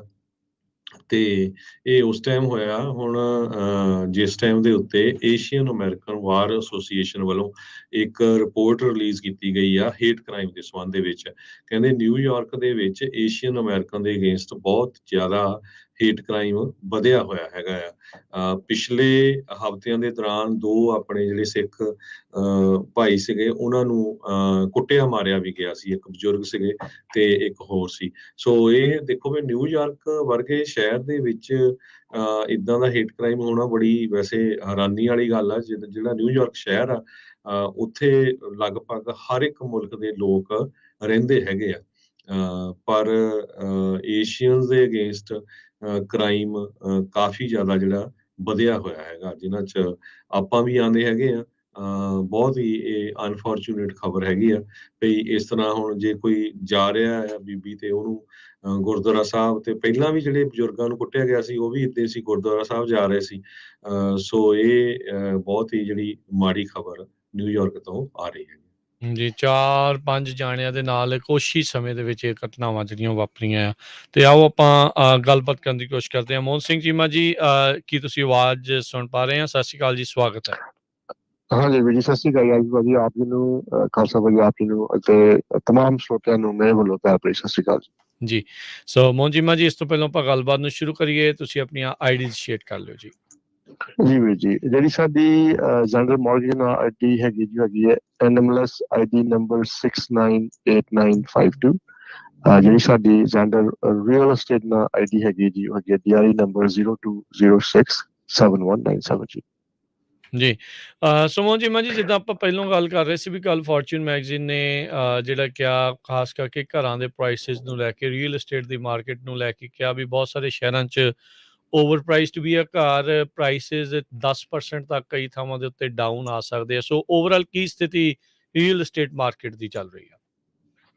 ਹਾਂਜੀ, ਸੋ ਦੇਖੋ ਜਿਹੜੀਆਂ ਤੇ ਰਿਪੋਰਟਸ ਆ ਰਹੀਆਂ ਨੇ ਹਰ ਪਾਸੋਂ, ਉਹ ਇਹੋ ਆ ਰਹੀਆਂ ਨੇ ਵੀ ਜਿਹੜੀਆਂ ਘਰਾਂ ਦੀਆਂ ਪ੍ਰਾਈਸਿਸ ਹੈਗੀਆਂ ਬਹੁਤ ਹਾਈ ਹੈਗੀਆਂ ਨੇ। ਇਹ ਹੁਣ ਨਹੀਂ ਹੈਗੀਆਂ ਰਾਜਵੀਰ ਭਾਜੀ, ਇਹ ਕਾਫੀ ਸਮੇਂ ਤੋਂ ਨਾ ਏਦਾਂ ਹੀ ਚੱਲਦਾ ਆ ਰਿਹਾ ਵੀ ਪ੍ਰਾਈਸਿਸ ਜਿਹੜੀਆਂ ਹੈਗੀਆਂ ਕੰਟੀਨਿਊਸਲੀ, ਉਹ ਕਹਿ ਲਓ ਵੀ ਹਵਾਵਾਂ 'ਚ ਹੀ ਹੈਗੀਆਂ, ਬਹੁਤ ਉੱਚੀਆਂ ਪਹੁੰਚੀਆਂ ਹੋਈਆਂ। ਪਰ ਜਿਹੜੀ ਇਹਦੇ ਨਾਲ ਇੱਕ ਗੱਲ ਹੋਰ ਜੁੜ ਗਈ ਆ, ਵਿਆਜਾਂ ਦੀ। ਇੱਕ ਤੇ ਸਮਾਂ ਇਹ ਸੀਗਾ ਵੀ ਵਿਆਜ ਬੜੇ ਘੱਟ ਸੀਗੇ ਤੇ ਹਰ ਬੰਦਾ ਸੋਚਦਾ ਸੀ ਚੱਲ ਯਾਰ ਵਿਆਜ ਬੜਾ ਘੱਟ ਆ, ਘਰ ਲੈ ਲਈਏ ਆਪਾਂ। ਜਿਹੜਾ ਨਹੀਂ ਵੀ ਸੋਚਦਾ ਸੀ ਉਹ ਥੋੜਾ ਬਹੁਤਾ ਸੋਚ ਸਮਝ ਕਹਿੰਦਾ ਲੈ ਲੈਂਦੇ, ਚੱਲ ਬੜੇ ਨਾ ਵਿਆਜ ਘੱਟ ਹੈਗੇ ਆ ਤੇ ਆਪਾਂ ਘਰ ਲੈ ਲਈਏ। ਚਲੋ ਉਹਨਾਂ ਨੇ ਘਰ ਲੈ ਲਏ। ਅੱਜ ਹੁਣ ਵਿਆਜ ਵੀ ਬਹੁਤ ਜ਼ਿਆਦਾ ਹੈਗੇ ਆ ਔਰ ਪ੍ਰਾਈਸਿਸ ਵੀ ਕਹਿ ਲਓ ਵੀ ਬਹੁਤ ਹੀ ਜ਼ਿਆਦਾ ਹੈਗੀਆਂ। ਹੋਣਾ ਤੇ ਜਿਹੜਾ ਸਾਡਾ ਅੰਦਾਜ਼ਾ ਤੁਹਾਨੂੰ ਦੱਸ ਰਿਹਾ ਉਹ ਇਹ ਹੈਗਾ ਵੀ ਥੋੜੀ ਬਹੁਤੀ ਜਿਹੜੀ ਮਾਰਕੀਟ ਦੇ ਵਿੱਚ ਜਿਹੜੀ ਕਰੈਕਸ਼ਨ ਦੀ ਸੰਭਾਵਨਾ ਹੈਗੀ ਆ ਉਹ ਤੇ ਹੈਗੀ ਆ ਇਸ ਵੇਲੇ। ਯਾਨੀ ਕਿ ਘਰਾਂ ਦੀਆਂ ਪ੍ਰਾਈਸਿਸ ਥੋੜ੍ਹੀਆਂ ਬਹੁਤੀਆਂ ਘਟਣਗੀਆਂ। ਹੁਣ ਅਸੀਂ ਇਹ ਗੱਲ ਕਿਉਂ ਕਹਿੰਦੇ ਥੋੜ੍ਹੀਆਂ ਬਹੁਤੀਆਂ? ਕਿਉਂਕਿ ਜਿਹੜੀ ਇਨਵੈਂਟੋਰੀ ਆ ਉਹ ਹਜੇ ਵੀ ਬਹੁਤ ਘੱਟ ਹੈਗੀ ਆ। ਘਰ ਮਾਰਕੀਟ 'ਚ ਨਵੇਂ ਇੱਕ ਤੇ ਬਣਾਉਣੇ ਬੜੇ ਮੁਸ਼ਕਿਲ ਹੈਗੇ, ਕਿਉਂਕਿ ਪ੍ਰਾਈਸਿਸ ਸਿਰਫ ਇਹ ਨਹੀਂ ਹੈਗਾ ਵੀ ਸਿਰਫ ਘਰ ਦੀ ਪ੍ਰਾਈਸਿਸ ਵੱਧ ਗਈਆਂ। ਕਿਉਂ ਵਧੀਆਂ? ਹਰ ਚੀਜ਼ ਮਹਿੰਗੀ ਹੋ ਗਈ ਹੈ। ਲੱਕੜ ਮਹਿੰਗੀ ਹੈ, ਸੀਮੈਂਟ ਮਹਿੰਗਾ ਹੈਗਾ, ਲੇਬਰ ਸ਼ਾਰਟੇਜ ਹੈਗੀ ਹੈ, ਲੇਬਰ ਹੈ ਵੀ ਬੜੀ ਮਹਿੰਗੀ ਹੈਗੀ ਹੈ। ਸੋ ਹਰ ਚੀਜ਼ ਜਿਹੜੀ ਹੈਗੀ ਹੈ ਉਹ ਮਹਿੰਗੀ ਹੈਗੀ ਹੈ। ਹੁਣ ਘਰ ਬਣਾਉਣਾ ਬੜਾ ਮੁਸ਼ਕਿਲ ਹੈ। ਅੱਛਾ, ਜਿਨ੍ਹਾਂ ਕੋਲ ਹੈਗੇ ਆ ਉਹ ਛੱਡ ਕੇ ਰਾਜੀ ਨਹੀਂ। ਕਿਉਂ? ਉਹਨਾਂ ਨੇ ਘੱਟ ਵਿਆਜਾਂ ਤੇ ਘਰ ਨੂੰ ਜਾਂ ਰੀਫਾਈਨੈਂਸ ਕਰਾਇਆ ਸੀਗਾ ਜਾਂ ਉਹਨਾਂ ਨੂੰ ਵਿਆਜ ਹੀ ਜਿਹੜਾ ਕਰਾ ਹੈਗਾ ਬੜਾ ਵਧੀਆ ਸ਼ੁਰੂ ਤੋਂ ਹੀ ਮਿਲ ਗਿਆ ਸੀਗਾ। ਸੋ ਇਨਵੈਂਟਰੀ ਦੀ ਸ਼ਾਰਟੇਜ ਬਣੀ ਰਹੂਗੀ। ਇਹਦੇ ਕਾਰਨ ਜਿਹੜਾ ਘਰਾਂ ਦੀਆਂ ਪ੍ਰਾਈਸਿਸ ਹੈਗੀਆਂ ਉਹ ਉੱਪਰ ਹੀ ਰਹਿਣਗੀਆਂ।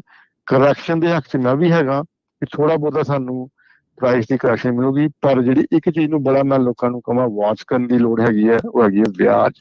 ਵਿਆਜਾਂ ਤੇ ਨਜ਼ਰ ਰੱਖੋ। ਇਹ ਨਾ ਹੋਏ ਪ੍ਰਾਈਸਾਂ ਦੀ ਡੀਕ ਕਰਦੇ ਕਰਦੇ ਤੁਸੀਂ ਜਿਹੜੇ ਘਰ ਹੁਣ ਵੀ ਤੁਹਾਨੂੰ ਮਿਲ ਰਿਹਾ ਵੀ ਇਹ ਵੀ ਤੁਹਾਨੂੰ ਅੱਗੇ ਆਉਣ ਸਮੇਂ 'ਚ ਮਹਿੰਗੇ ਮਿਲਣ ਜਾਂ ਤੁਹਾਡੀ ਪੇਮੈਂਟ ਇੰਨੀ ਜ਼ਿਆਦਾ ਬਣ ਜੂਗੀ ਵੀ ਤੁਸੀਂ ਜਿਹੜੀ ਅਫੋਰਡੇਬਿਲਿਟੀ ਫੈਕਟਰ ਤੋਂ ਬਾਹਰ ਹੋ। ਜੀ ਜੀ ਬਿਲਕੁਲ। ਸੋ ਮੋਹਨ ਚੀਮਾ ਜੀ, ਜਿੱਦਾਂ ਤੁਸੀਂ ਕਿਹਾ ਵੀ ਇੰਟਰਸਟ ਰੇਟ ਤਾਂ ਨੂੰ ਜਾ ਰਹੇ ਆ, ਫੈਡ ਨੇ ਮਿਲਣਾ ਹੈ ਅਗਲੀ ਵਾਰੀ, ਫਿਰ ਜਿਹੜੇ ਉਹਨਾਂ ਨੇ ਕਿਹਾ ਵੀ ਇੰਟਰਸਟ ਰੇਟ ਅਸੀਂ ਉੱਤੇ ਨੂੰ ਹੋਰ ਲੈ ਕੇ ਜਾਣੇ ਆ। ਸੋ ਓਬਵੀਅਸਲੀ ਉਸ ਦਾ ਅਸਰ ਜਿਹੜੇ ਹੋਮ ਲੋਨਸ, ਕਮਰਸ਼ੀਅਲ ਲੋਨਸ, ਇਹਨਾਂ ਸਾਰਿਆਂ ਦੇ ਉੱਤੇ ਜਿਹੜਾ ਉਹ ਪੈਂਦਾ ਆ। ਬੈਂਕਾਂ ਇਸ ਮਾਮਲੇ ਦੇ ਵਿੱਚ ਕਿੰਨਾ ਕੁ ਹੋਰ ਵਧਾ ਕੇ ਰਾਜੀ ਹੋਣਗੀਆਂ? ਕਿਉਂਕਿ ਜੇ ਬਹੁਤ ਜ਼ਿਆਦਾ ਬੇਹਤਾਸ਼ਾ ਵਧਾਉਣਗੀਆਂ ਤਾਂ ਉਹਨਾਂ ਨੂੰ ਪਤਾ ਵੀ ਉਹਨਾਂ ਨੂੰ ਕਸਟਮਰ ਵੀ ਨਹੀਂ ਮਿਲਣਗੇ ਫਿਰ। ਜੀ ਦੇਖੋ, ਐਸਾ ਹੈਗਾ ਇੱਕ ਤੇ ਸੀਗੀ ਨਾ, ਤੁਸੀਂ ਕੁਛ ਇੱਕ ਸਮੇਂ ਪਹਿਲਾਂ ਜਦੋਂ ਕੋਵਿਡ ਸੀਗਾ ਉਦੋਂ ਇੱਕ ਸ਼ਬਦ ਆਉਂਦਾ ਸੀ ਕੁਆਂਟੀਟੇਟਿਵ ਈਜ਼ਿੰਗ, ਈਜ਼ਿੰਗ ਹਨਾ। ਹੁਣ ਉਹਨਾਂ ਨੇ ਉਹਨੂੰ ਟੇਪਰਿੰਗ ਕਹਿ ਲਓ ਵੀ ਟਾਈਟਨਿੰਗ ਕਹਿ ਲਓ। ਹੁਣ QT ਆ ਗਿਆ, ਕੁਆਂਟੀਟੇਟਿਵ ਟਾਈਟਨਿੰਗ। ਯਾਨੀ ਕਿ ਹੁਣ ਜਿਹੜਾ ਫੈਡ ਹੈਗਾ ਫੈਡ ਨੇ ਤਾਂ ਮੂੰਹ ਮੋੜ ਲਿਆ ਜੀ, ਹੁਣ ਉਹ ਨਹੀਂ ਮੁੜਦੇ ਵਾਪਸ ਵੀ ਅਸੀਂ ਕਿ ਵਿਆਜ ਨੂੰ ਘਟਾਈਏ। ਉਹ ਤੇ ਬਿਲਕੁਲ ਦੇਖੋ ਉਹਨਾਂ ਦਾ ਜਿਹੜਾ ਕੰਮ ਹੈਗਾ ਉਹ ਹੈਗਾ ਕਿ ਅਮਰੀਕਾ ਨੂੰ ਰਿਸੈਸ਼ਨ ਤੋਂ ਕਿੱਦਾਂ ਬਚਾਇਆ ਜਾਵੇ। ਹੁਣ ਕਈ ਪੱਖ ਕਹਿੰਦੇ ਨੇ ਰਿਸੈਸ਼ਨ ਆ ਚੁੱਕਿਆ, ਮੈਂ ਵੀ ਕਈ ਸੋਚਦਾ ਯਾਰ ਚੀਜ਼ਾਂ ਮਹਿੰਗੀਆਂ ਹੈਗੀਆਂ, ਹਿਸਾਬ ਨਾਲ ਹੁਣ ਲੋਕਾਂ ਦੀ ਜਿਹੜੀ ਸੋਚ ਹੈਗੀ ਆ ਉਹ ਬਦਲ ਗਈ ਹੈ। ਜਿਹੜੇ ਪਾਸੇ ਗੱਲ ਕਰੋ ਟਰੱਕੀਆਂ ਨੂੰ ਪੁੱਛ ਲਓ, ਉਹ ਵੀ ਟਰੱਕ ਲੈ ਕੇ ਰਾਜੀ ਹੋਣ। ਤੇਲ ਵਾਲੇ ਕਹਿੰਦੇ ਸੀ ਤੇਲ ਨਹੀਂ ਪਵਾ ਕੇ ਰਾਜੀ, ਘਰ ਵਾਲੇ ਕਹਿੰਦੇ ਸੀ ਘਰ ਨਹੀਂ ਜਾਣਾ। ਸੋ ਹਰ ਚੀਜ਼ ਦੀ ਜਿਹੜੀ ਮਹਿੰਗਾਈ ਹੈਗੀ ਆ ਉਸ ਨੂੰ ਕੰਟਰੋਲ ਕਰਨ ਵਾਸਤੇ US ਗਵਰਨਮੈਂਟ ਕੋਲ ਇੱਕੋ ਹੀ ਟੂਲ ਰਹਿੰਦਾ, ਉਹ ਹੈਗੀ ਫੈਡ। ਫੈਡ ਦਾ ਹੁਣ ਜਿਹੜਾ ਰੋਲ ਹੈਗਾ ਇਸ ਵੇਲੇ, ਉਹਨਾਂ ਦਾ ਜਿਹੜਾ ਰੋਲ ਤੇ ਉਹਨਾਂ ਦਾ ਜਿਹੜੇ ਹੁਣ ਤਰੀਕੇ ਹੈਗੇ ਆ ਉਹ ਇਹੋ ਹੈਗੇ ਆ ਵੀ ਇਸ ਮਾਰਕੀਟ ਵਿੱਚ ਚੀਜ਼ਾਂ ਨੂੰ ਜਿਹੜੇ ਵਿਆਜ ਹੈਗੇ ਉੱਥੇ ਤੱਕ ਲਾਓ ਵੀ ਲੋਕੀ ਕੋਈ ਵੀ ਚੀਜ਼ ਲੈਣ ਲੱਗੇ ਦੁਬਾਰਾ ਤੋਂ ਸੋਚਣ ਵੀ ਲਈਏ ਕਿ ਨਾ ਲਈਏ। ਸੋ ਦੈਟ ਇਜ਼ ਵਾਈ ਇਹਨਾਂ ਦਾ ਕੋਈ ਇਸ ਵੇਲੇ ਕੋਈ ਵੀ ਸੰਦੇਸ਼ ਕਿਸੇ ਵੀ ਪਾਸੋਂ ਨਹੀਂ ਆ ਰਿਹਾ ਜਿਹਦੇ ਇਹ ਕਹਿ ਦੇਣ ਕਿ ਅਸੀਂ ਜਿਹੜੇ ਹੈਗੇ ਆ ਵਿਆਜ ਅਸੀਂ ਘਟਾ ਲਈਏ। ਹੁਣ ਜੇ ਬੈਂਕਾਂ ਵਾਲਿਆਂ ਨੂੰ ਪੁੱਛੋ, ਬੈਂਕਾਂ ਵਾਲੇ ਵੀ ਸਾਈਡ ਲਾਈਨਸ ਤੇ ਬੜੀ ਦੇਰ ਤੋਂ ਇਸ ਚੀਜ਼ ਤੋਂ ਵੇਟ ਕਰ ਰਹੇ ਸੀ ਕਦੋਂ ਇਹ ਚੀਜ਼ਾਂ ਖਤਮ ਹੋਣ ਤੇ ਅਸੀਂ ਆਪਣੇ ਪੈਸੇ ਜਿਹੜੇ ਸਾਡੇ ਗਏ ਆ ਅਸੀਂ ਵਾਪਸ ਮੰਗਾਈਏ। ਬੈਂਕਾਂ ਨੇ ਜਿਹੜੇ 2-2, 2.5-3% ਦੇ ਲੋਨ ਦਿੱਤੇ ਆ ਨਾ ਰਾਜਵੀਰ ਭਾਜੀ, ਇਹਨਾਂ ਨਾਲ ਕੁਝ ਬਣਿਆ, ਉਹਨਾਂ ਦਾ ਕੁਝ ਨਹੀਂ ਹੈਗਾ। So they are in struggling position for. ਹੁਣ ਉਹ ਇਸ ਵੇਲੇ ਖੁਸ਼ ਹੈਗੇ ਥੋੜੇ ਜਿਹੇ, ਉਹ ਬੈਂਕਾਂ ਵਾਲੇ ਹੈਗੇ ਆ, ਉਹ ਕਹਿੰਦੇ ਭਾਵੇਂ ਕਲਾਇੰਟ ਕੱਟ ਹੋਣ ਪਰ ਸਾਨੂੰ ਵਿਆਜ ਮਿਲ ਜਾਵੇ। ਹੁਣ ਇਹ ਨਹੀਂ ਹੈਗਾ ਵੀ ਸਾਨੂੰ 100 ਕਲਾਇੰਟ ਕਹਿੰਦੇ ਹੁਣ ਸਾਨੂੰ 50 ਦੇ ਦਿਓ ਤਾਂ ਅਸੀਂ ਵਿਆਜ ਆ ਲੈਣਾ। ਸੋ ਦੈਟ ਇਜ਼ ਵਾਈ ਜਿਹੜੇ ਬੈਂਕਾਂ ਵਾਲੇ ਹੈਗੇ they are not nobody is crying. ਉਹ ਕੋਈ ਗੁੱਸਾ ਨਹੀਂ ਕਰ ਰਹੇ, ਉਹ ਕੋਈ ਸਟੇਟਮੈਂਟ ਨਹੀਂ ਦੇ ਰਹੇ, ਕੋਈ ਬੈਂਕ ਵਾਲਾ ਅੱਗੇ ਨਹੀਂ ਆ ਕਹਿ ਰਿਹਾ ਵੀ ਇਹ ਵਿਆਜ ਘਟਾ ਲਈਏ ਤੇ ਲੋਕਾਂ ਦਾ ਫਾਇਦਾ ਹੋ ਜਾਵੇ, ਉਹਨਾਂ ਨੂੰ ਕੋਈ ਨਹੀਂ ਹੈਗਾ। ਸੋ ਬੇਸਿਕਲੀ ਪਹਿਲਾਂ ਵੀ ਗਵਰਨਮੈਂਟ ਦੀਆਂ ਪਾਲਿਸੀ ਸੀਗੀਆਂ, ਹੁਣ ਵੀ ਗਵਰਨਮੈਂਟ ਦੀ ਪਾਲਿਸੀ ਹੈਗੀਆਂ। ਹੁਣ ਅਸੀਂ ਕੀ ਕਰੀਏ, ਹੁਣ ਕੰਜ਼ਿਊਮਰ ਹੈਗਾ, ਜਿਹੜੇ ਲਿਸਨਰਸ ਹੈਗੇ ਆ ਸਰੋਤੇ ਵੀ ਕੀ ਕਰਨ, ਮੈਂ ਕਹਿੰਦਾ ਕੇਅਰਫੁਲ ਰਹੋ ਥੋੜਾ ਜਿਹਾ, ਘਬਰਾਉਣ ਦੀ ਲੋੜ ਨਹੀਂ। ਇਹ ਸਿਸਟਮ ਹੈਗਾ, ਅਸੀਂ ਸਿਸਟਮ ਦੇ ਭਾਗ ਹੈਗੇ, ਆਪਣਾ ਖਿਆਲ ਜ਼ਰੂਰ ਰੱਖੋ, ਲੋੜ ਦੇ ਮੁਤਾਬਿਕ ਚੀਜ਼ ਲਓ, ਜਿਸ ਚੀਜ਼ ਦੀ ਲੋੜ ਨਹੀਂ ਹੈਗੀ ਉਹ ਨਾ ਲਓ। ਸੋ ਬੀ ਵੈਰੀ ਕੇਅਰਫੁਲ। ਘਰ ਵੀ ਲੋੜ ਦੇ ਮੁਤਾਬਿਕ ਲਓ, ਜੇ ਤੁਹਾਨੂੰ ਉਹਦੀ ਵਾਕਈ ਕੋਈ ਨੀਡ ਹੈਗੀ ਹੈ, ਕੋਈ ਨੈਸੈਸਿਟੀ ਹੈਗੀ ਹੈ ਤਾਂ ਉਹਨੂੰ ਤੁਸੀਂ ਪੂਰਾ ਕਰੋ। So at this time I just be very cautious, be very careful. ਇਹ ਚੀਜ਼ਾਂ ਬੰਦ ਨਹੀਂ ਹੋ ਜਾਣੀਆਂ, ਜਿਵੇਂ ਮੈਂ ਪਿਛਲੇ ਸ਼ੋਅ 'ਚ ਵੀ ਕਿਹਾ ਸੀ ਵੀ ਨਾਲ ਲੋਕਾਂ ਨੇ ਗੱਡੀਆਂ ਤੇਲ ਬੰਦ ਕਰਨਾ ਵੀ ਇਹ ਨਹੀਂ ਤੇਲ ਬੜਾ ਮਹਿੰਗਾ, ਤੇਲ ਪਾਈਏ ਨਾ। ਇਹ ਆ ਵੀ ਥੋੜਾ ਬਹੁਤਾ ਸਲੋ ਡਾਊਨ ਹੋਊਗੀ, we going to go through it. ਪਰ ਘਰਾਂ ਦੀਆਂ ਪ੍ਰਾਈਸਿਸ ਤੇ ਵਿਆਜ ਜਿਹੜੇ ਕੁਝ ਸਮੇਂ ਤੱਕ ਇਹ ਉੱਪਰ ਹੀ ਰਹਿਣਗੇ ਜੀ ਬਿਲਕੁਲ। ਤੇ ਜਦੋਂ ਇੰਟਰਸਟ ਰੇਟ ਮੋਨਚੀਮਾ ਜੀ ਇਦਾਂ ਵੱਧਦੇ ਆ, ਕੀ ਬੈਂਕਾਂ ਦਾ ਰਵੱਈਆ ਲੋਨ ਪਾਸ ਕਰਨ ਨੂੰ ਲੈ ਕੇ ਕਿਦਾਂ ਦਾ ਰਹਿੰਦਾ ਆ? ਕੀ ਥੋੜੀ ਬਹੁਤੀ ਢਿੱਲ ਮੱਠ ਰਹਿੰਦੀ ਆ ਫਾਈਲ ਪਾਸ ਹੋਣ 'ਚ? ਦੇਖੋ ਇਹ ਤੁਹਾਡਾ ਬਹੁਤ ਅੱਛਾ ਸਵਾਲ ਹੈਗਾ। ਬੈਂਕਾਂ ਨੂੰ ਕੁਛ ਨਾ ਕੁਛ ਗਾਈਡਲਾਈਨਸ ਦੇ ਵਿੱਚ ਤੁਹਾਨੂੰ ਰਾਹਤ ਦੇਣੀ ਪੈਣੀ ਹੈਗੀ ਹੈ, ਅਦਰਵਾਈਜ਼ ਇਹ ਗੱਲ ਹੋਰ ਅੱਗੇ ਮੁਸ਼ਕਲ ਬਣ ਸਕਦੀ ਹੈ। ਜਿਵੇਂ ਡੈਟ ਟੂ ਇਨਕਮ ਦੀ ਰੇਸ਼ੀਓਸ ਹੈਗੀਆਂ, ਉਹਨਾਂ ਵਾਸਤੇ ਵੀ ਗੱਲਬਾਤ ਚੱਲ ਰਹੀ ਹੈ ਵੀ ਇਹਨੂੰ ਮੁਕਾ ਹੀ ਦਿੱਤਾ ਜਾਵੇ। ਇਹ ਨਿਊਜ਼ ਬੜੀ ਅਜੀਬ ਜਿਹੀ ਸੀਗੀ, ਮੈਂ ਸ਼ੇਅਰ ਤਾਂ ਨਹੀਂ ਕਰਦਾ ਕਿਉਂਕਿ ਇਹਦੇ ਉੱਤੇ ਬੜੀ ਦੇਰ ਤੋਂ ਗੱਲ ਚੱਲ ਰਹੀ ਹੈ ਕਿ ਤੁਸੀਂ ਲੋਕਾਂ ਦਾ ਆਹ ਦੇਖੋ ਵੀ ਜੇ ਕੋਈ ਡਾਊਨ ਪੇਮੈਂਟ ਦੇਣ ਵਾਸਤੇ ਹੈਗੀ ਹੈ ਤੇ ਜਿਹੜੇ 2-3 ਜਿਹੜੇ ਹੋਰ ਫੈਕਟਰਸ ਹੈਗੇ ਵੀ ਕਿਰਾਏ ਠੀਕ ਹੈਗਾ, then they should be able to buy the home। ਕਿਉਂਕਿ ਕਈ ਲੋਕ ਆਪਣੀ ਇਨਕਮ ਨੂੰ ਸਹੀ ਤਰੀਕੇ ਨਾਲ ਰਿਪੋਰਟ ਨਹੀਂ ਕਰਦੇ, ਖਾਸ ਕਰ ਜਿਹੜੇ ਸੈਲਫ ਇੰਪਲੋਇਡ ਹੈਗੇ। So there is lot of talk about it. ਚੀਜ਼ਾਂ ਜਦੋਂ ਸਖਤ ਹੋ ਜਾਂਦੀਆਂ ਨਾ ਤਾਂ ਫਿਰ ਨਰਮ ਕਰਨ ਵਾਸਤੇ ਕੁਝ ਨਾ ਕੁਝ ਤਰੀਕੇ ਸਰਕਾਰ ਕੱਢੂਗੀ। ਕੀ ਕੱਢਣਗੇ ਇਹਦੇ ਬਾਰੇ ਗੱਲਾਂ ਬਾਤਾਂ ਤੇ ਬਹੁਤ ਹੋ ਰਹੀਆਂ। Let's hope for something good, ਕੋਈ ਚੰਗੀ ਚੀਜ਼ ਜਿਹੜੀ ਹੈਗੀ ਸਾਡੇ ਸਾਹਮਣੇ ਨਜ਼ਰ ਆਵੇ ਤਾਂ ਕਿ ਅਸੀਂ ਇਸ ਸ਼ੋਅ ਤੇ ਆ ਕੇ ਵੀ ਤੁਹਾਨੂੰ ਡਿਕਲੇਅਰ ਕਰੀਏ ਵੀ ਹੁਣ ਆਹ ਚੀਜ਼ਾਂ ਹੈਗੀਆਂ। ਬਟ ਇੱਕ ਗੱਲ ਦਾ ਮੈਨੂੰ ਪੱਕਾ ਪਤਾ, ਭਾਵੇਂ ਕੁਛ ਵੀ ਹੋ ਜਾਏ, ਉਹ ਜਿਹੜਾ ਸਮਾਂ ਸੀ ਨਾ 2008-9 ਦਾ ਜਿਹਦੇ ਵਿੱਚ ਵੀ ਜਿਹੜਾ ਮਰਜ਼ੀ ਲੋਨ ਕਰਾ ਲੇ, ਉਹ ਸਮਾਂ ਨਹੀਂ ਜੇ ਆਉਣਾ, ਕਿਉਂਕਿ ਅਦਰਵਾਈਜ਼ ਹਾਊਸਿੰਗ ਮਾਰਕੀਟ ਕੋਲੈਪਸ ਹੋ ਸਕਦੀ ਹੈ ਜੇ ਹਰ ਇੱਕ ਬੰਦੇ ਨੂੰ ਲੋਨ ਦਿੱਤਾ ਜਾਵੇ। ਸੋ ਉਹਨਾਂ ਨੇ ਇਹ ਚੀਜ਼ ਤੋਂ ਬਹੁਤ ਕੇਅਰਫੁਲੀ ਚੱਲਣਾ ਵੀ ਜਿਹੜੀਆਂ ਗਾਈਡਲਾਈਨਸ ਹੈਗੀਆਂ ਜਿਹਦੇ ਵਿੱਚ ਵੀ ਇਨਕਮ ਜ਼ਰੂਰ ਦੇਖੋ, ਇਹਨਾਂ ਦੀ ਡਾਊਨ ਪੇਮੈਂਟ ਦੇ ਤਰੀਕੇ ਦੇਖੋ ਕਿੱਥੋਂ ਆ ਰਹੇ ਨੇ, ਇਹ ਚੀਜ਼ਾਂ ਜ਼ਰੂਰ ਚੈੱਕ ਕਰਕੇ ਫਿਰ ਤੁਸੀਂ ਲੋਨ ਪਾਸ ਕਰੋ। ਉਹ ਜਿਹੜੀਆਂ ਚੀਜ਼ਾਂ ਹੈਗੀਆਂ ਰਾਜਵੀਰ ਭਾਜੀ ਉਹ ਟਾਈਟ ਹੀ ਜਾਣਗੀਆਂ, ਉਹ ਸਾਰਿਆਂ ਦੇ ਭਲੇ ਵਾਸਤੇ ਹੈਗੀਆਂ, ਕੋਈ ਮਾੜੀ ਗੱਲ ਨਹੀਂ ਹੈਗੀ ਜੇ ਬੈਂਕ ਦੀਆਂ ਗਾਈਡਲਾਈਨਸ ਬਣੀਆਂ ਵੀ ਆਹ ਚੀਜ਼ਾਂ ਦਿਓ ਤਾਂ ਅਸੀਂ ਤੁਹਾਨੂੰ ਲੋਨ ਦੇਵਾਂਗੇ। ਕਿਉਂਕਿ ਦੇਖੋ ਲੋਨ ਕੋਈ ਛੋਟੇ ਨਹੀਂ ਹੈਗੇ, ਕੋਈ 5 ਲੱਖ ਦਾ, ਕੋਈ 7 ਲੱਖ ਦਾ, ਕੋਈ $1 ਮਿਲੀਅਨ ਦਾ ਹੈਗਾ। So they want to make sure ਵੀ ਉਹਨਾਂ ਨੂੰ ਦੋ ਵੀ ਜਿਹੜੇ ਵਾਕਈ ਇਸ ਚੀਜ਼ ਦੀ ਜਿਹੜੀ ਕਿਸ਼ਤ ਹੈਗੀ ਹੈ ਉਹ ਟਾਈਮ ਫਿਰ ਪਾ ਸਕਣ। ਜੀ ਤੇ ਮੋਂਚੀਮਾ ਜੀ, ਤੁਸੀਂ ਟਰੱਕਾਂ ਦਾ ਵੀ ਜ਼ਿਕਰ ਕੀਤਾ ਸੀ, ਟ੍ਰੇਲਰਸ ਦਾ ਵੀ ਜ਼ਿਕਰ ਕੀਤਾ ਸੀ। ਤੁਸੀਂ Xander mortgage loans, capital carp ਵਾਲੇ ਤੁਸੀਂ ਟਰੱਕਾਂ ਦੇ ਲੋਨਸ ਦੇ ਵਿੱਚ ਵੀ ਮਦਦ ਕਰਦੇ ਆ? ਹਾਂਜੀ, ਸੋ ਜਿਹੜੀ ਜਨਰਲ ਕੈਪੀਟਲ ਕਾਰਪ ਹੈਗੀ ਹੈ, ਰਾਜਵੀਰ ਭਾਜੀ ਦੀ ਮੈਂ ਤੁਹਾਨੂੰ ਆਈਡੀ ਵੀ ਦੱਸ ਦਿੰਦਾ। ਇਹ ਹੈਗੀ ਹੈ CFR DBO ਨੰਬਰ 139991। ਇਹਦੇ ਤਹਿਤ ਅਸੀਂ ਟਰੱਕ ਅਤੇ ਟ੍ਰੇਲਰਸ ਦੇ ਜਿਹੜੇ ਲੋਨਸ ਹੈਗੇ ਆ ਉਹਦੀਆਂ ਸੇਵਾਵਾਂ ਵੀ ਦਿੰਦੇ ਹਾਂ ਜੀ। ਕਈ ਵਾਰੀ ਸਾਨੂੰ ਕਾਲਸ ਆਉਂਦੀਆਂ, ਸਾਡੇ ਕਈ ਭਰਾ ਜਿਹੜੇ ਹੁੰਦੇ ਆ ਵੀ ਅਸੀਂ ਭਾਈ ਸਾਡੇ ਕੋਲ ਵਰਕ ਪਰਮਿਟ ਹੈਗਾ ਜਾਂ ਵਰਕ ਪਰਮਿਟ ਐਕਸਪਾਇਰ ਹੈਗਾ, ਅਸੀਂ ਟਰੱਕ ਦਾ ਲੋਨ ਕਰਾ ਸਕਦੇ ਹਾਂ। ਸਾਨੂੰ ਕਾਲਾਂ ਬਹੁਤ ਆਉਂਦੀਆਂ ਸੀ ਤੇ ਫਿਰ ਅਸੀਂ ਜਿਹੜੀ ਸਰਵਿਸ ਜਿਹੜੀ ਨਾਲ ਜਿਹੜੀ ਹੈ ਦੇਣੀ ਸ਼ੁਰੂ ਕਰਤੀ ਹੈਗੀ ਹੈ। ਸੋ ਜੇ ਕਿਸੇ ਵੀ ਸੱਜਣ ਵੀਰ ਨੇ ਕੋਈ ਟਰੱਕ ਜਾਂ ਟ੍ਰੇਲਰਸ ਦੇ ਲੋਨ ਲੈਣੇ ਆ, ਭਾਵੇਂ ਉਹ ਇੱਕ ਹੈਗਾ ਤੇ ਭਾਵੇਂ ਉਹ 50 ਟਰੱਕ ਵੱਡੀ ਫਲੀਟ ਕੰਪਨੀ ਹੈਗੀ ਹੈ, ਕੁਛ ਵੀ ਹੈਗਾ, we can help. So truck trailers ਵਾਸਤੇ ਜਿਹੜਾ ਨੰਬਰ ਹੈਗਾ ਉਹ ਹੈਗਾ ਜੀ 855 855 2022। ਇਹ ਟੋਲ ਫ੍ਰੀ ਨੰਬਰ ਹੈਗਾ 8558552022। ਇਸ ਨੰਬਰ ਤੇ ਕਾਲ ਕਰਕੇ ਤੁਸੀਂ ਸਾਡੇ ਆਫਿਸ ਵਿੱਚ ਇਸ ਬਾਰੇ ਵੀ ਜਾਣਕਾਰੀ ਲੈ ਸਕਦੇ ਹੋ ਜੀ। ਸੋ ਹੋਮ ਲੋਨਸ, ਮਾਰਗੇजेस ਦੇ ਨਾਲ ਜੇ ਉਹ ਤੁਸੀਂ ਲੋਨ ਕਰਵਾਉਣਾ ਆ, ਉਹਦੇ ਬਾਰੇ ਜਾਣਕਾਰੀ ਲੈਣੀ ਹੈ, ਘਰ ਖਰੀਦਣਾ ਵੇਚਣਾ ਆ, ਤਾਂ ਉਹ ਤੁਸੀਂ ਮੋਂਚੀਮਾ ਹੋਣਾ ਦੇ ਨਾਲ ਉਸ ਲਈ ਵੀ ਸੰਪਰਕ ਕਰ ਸਕਦੇ ਹੋ। 8559052575 ਇਸ ਨੰਬਰ ਦੇ ਉੱਤੇ ਜਿਹੜਾ ਸੰਪਰਕ ਤੁਸੀਂ ਕਰੋ। ਤੇ ਨਾਲ ਦੇ ਨਾਲ ਜੇ ਤੁਸੀਂ ਟਰੱਕਾਂ ਦੇ ਲੋਨ ਵਗੈਰਾ ਕਰਵਾਉਣਾ ਚਾਹੁੰਦੇ ਆ ਤਾਂ ਉਸ ਦੇ ਵਿੱਚ ਵੀ ਇਹ ਤੁਹਾਡੀ ਜਿਹੜੀ ਉਹ ਮਦਦ ਕਰਦੇ ਨੇ। ਸੋ ਤੁਸੀਂ ਮੋਂਚੀਮਾ ਹੋਣਾ ਦੇ ਨਾਲ ਜਿਹੜਾ ਆ ਉਹ ਸਵਾਲ ਜਵਾਬ, ਸਲਾਹ ਮਸ਼ਵਰਾ ਜਿਹੜਾ ਉਹ ਕਰ ਸਕਦੇ ਆ। ਜੀ ਹਰਜੋਤ ਸਿੰਘ ਜੀ। ਜੀ ਬਿਲਕੁਲ। ਸੋ ਮੋਂਚੀਮਾ ਜੀ, ਜਿਸ ਤਰੀਕੇ ਦੇ ਨਾਲ ਤੁਸੀਂ ਜਿਹੜਾ ਉਹ ਦੱਸ ਰਿਹਾ, ਸੋ ਮਾਰਕੀਟ ਦੇ ਵਿੱਚ ਥੋੜ੍ਹਾ ਉਥਲ ਪੁਥਲ ਜਿਹੜਾ ਉਹ ਜ਼ਰੂਰ ਚੱਲ ਰਿਹਾ ਆ। ਸਟੇਬਿਲਿਟੀ ਵੱਲ ਨੂੰ ਤੁਸੀਂ ਕਹਿੰਦੇ ਆ ਕਰੈਕਸ਼ਨ ਜਿਹੜੀ ਉਹ ਆ ਸਕਦੀ ਆ, ਹੋ ਸਕਦੀ ਆ। ਸੋ ਜਿਹੜਾ ਨਵਾਂ ਹੋਮ ਜਿਹਨੇ ਘਰ ਲੈਣਾ ਆ ਹੁਣ ਇਸ ਮੌਕੇ ਕਿੱਦਾਂ ਦੀਆਂ ਚੀਜ਼ਾਂ ਦਾ ਉਸਨੂੰ ਖਾਸ ਧਿਆਨ ਰੱਖਣ ਦੀ ਜ਼ਰੂਰਤ ਆ? ਹਾਂਜੀ, ਦੇਖੋ ਜਿਹੜੇ ਤੇ ਹੁਣ ਅੱਜ ਕੱਲ੍ਹ ਦੇ ਜੇ ਮਾਹੌਲ ਦੀ ਗੱਲ ਕਰੀਏ, ਕਈਆਂ ਦੇ ਮਨ ਦੇ ਵਿੱਚ ਹੈਗਾ ਵੀ ਬਿਲਕੁਲ ਹੀ ਮਾਰਕੀਟ ਜਿਹੜੀ ਹੈਗੀ ਬੰਦ ਹੋ ਗਈ ਹੈ। ਇਹੋ ਜਿਹੀ ਗੱਲਬਾਤ ਕੋਈ ਨਹੀਂ ਹੈਗੀ। ਦੇਖੋ ਘਰ ਹਜੇ ਵੀ ਵਿਕ ਰਹੇ ਨੇ, ਲੋਕ ਹਲੇ ਵੀ ਘਰ ਲੈ ਰਹੇ ਨੇ। ਮੈਂ ਹਮੇਸ਼ਾ ਇਹ ਗੱਲ ਕਹਿੰਦਾ ਜੀ, ਦੇਖੋ ਜੀ ਲੋੜ ਦੇ ਮੁਤਾਬਿਕ ਦੇਖੋ। ਜੇ ਤੁਹਾਨੂੰ ਸੂਟ ਕਰਦੀ ਹੈ, ਤੁਸੀਂ ਪੇਮੈਂਟ ਅਫੋਰਡ ਕਰ ਸਕਦੇ ਹੋ। ਤੇ ਘਰ ਜਿਹੜੇ ਹੈਗੇ ਆ ਨਾ ਰਾਜਵੀਰ ਭਾਜੀ, ਦੇਖੋ ਆਉਣ ਵਾਲੇ ਸਮੇਂ ਦੇ ਵਿੱਚ ਜੇ ਤੁਸੀਂ ਅੱਜ ਤੋਂ 10 ਸਾਲ ਵੀ ਦੇਖੋਗੇ ਨਾ ਪਿੱਛੇ ਮੁੜ ਕੇ, ਤੇ ਇਹ ਮਹਿੰਗੇ ਹੋਣੇ। ਇਹ ਚੀਜ਼ ਹੀ ਐਸੀ ਹੈਗੀ ਵੀ ਸਸਤੀ ਨਹੀਂ ਹੋਣਾ। ਕਈਆਂ ਦੇ ਮਨ ਦੇ ਵਿੱਚ ਹੈਗਾ ਵੀ ਬਹੁਤ ਜ਼ਿਆਦਾ ਵੇਟ ਕਰ ਲਈਏ ਤੇ ਪਤਾ ਨਹੀਂ ਕਿੰਨੇ ਕੁ ਵੀ 50% ਡਾਊਨ ਹੋ ਜਾਣਗੇ। ਉਹੋ ਜਿਹੀ ਗੱਲਬਾਤ ਨਹੀਂ ਜੇ ਬਣਨੀ। ਅਮਰੀਕਾ ਦੇ ਵਿੱਚ ਹਲੇ ਵੀ ਜਿਹੜੀ ਹਾਊਸਿੰਗ ਦੀ ਜਿਹੜੀ ਕਹਿ ਲਓ ਵੀ ਸਪੀਡ ਹੈਗੀ ਆ, ਘਰ ਬਣਾਉਣ ਦੇ ਤਰੀਕੇ ਹੈਗੇ ਆ ਜਾਂ ਘਰ ਵੇਚਣ ਦੇ ਤਰੀਕੇ ਹੈਗੇ ਆ, ਇਹਨਾਂ 'ਚ ਕੋਈ ਇੰਨਾ ਵੱਡਾ ਬਦਲਾਵ ਨਹੀਂ ਹੈਗਾ। ਹਾਂ, ਇਹ ਜਗ੍ਹਾ ਬਾਕੀ ਮੁਲਕਾਂ ਦੇ ਹਿਸਾਬ ਨਾਲ ਜੇ ਦੇਖੀਏ ਤੇ ਅਮਰੀਕਾ ਹਲੇ ਵੀ ਸਸਤਾ ਮੰਨਿਆ ਜਾਂਦਾ। ਸੋ ਇੱਥੇ ਹਲੇ ਵੀ ਰੀਜ਼ਨੇਬਲ ਪ੍ਰਾਈਸ ਦੇ ਉੱਪਰ ਤੁਹਾਨੂੰ ਕਾਰ ਜਿਹੜੇ ਹੈਗੇ ਆ ਉਹ ਮਿਲ ਜਾਂਦੇ ਨੇ।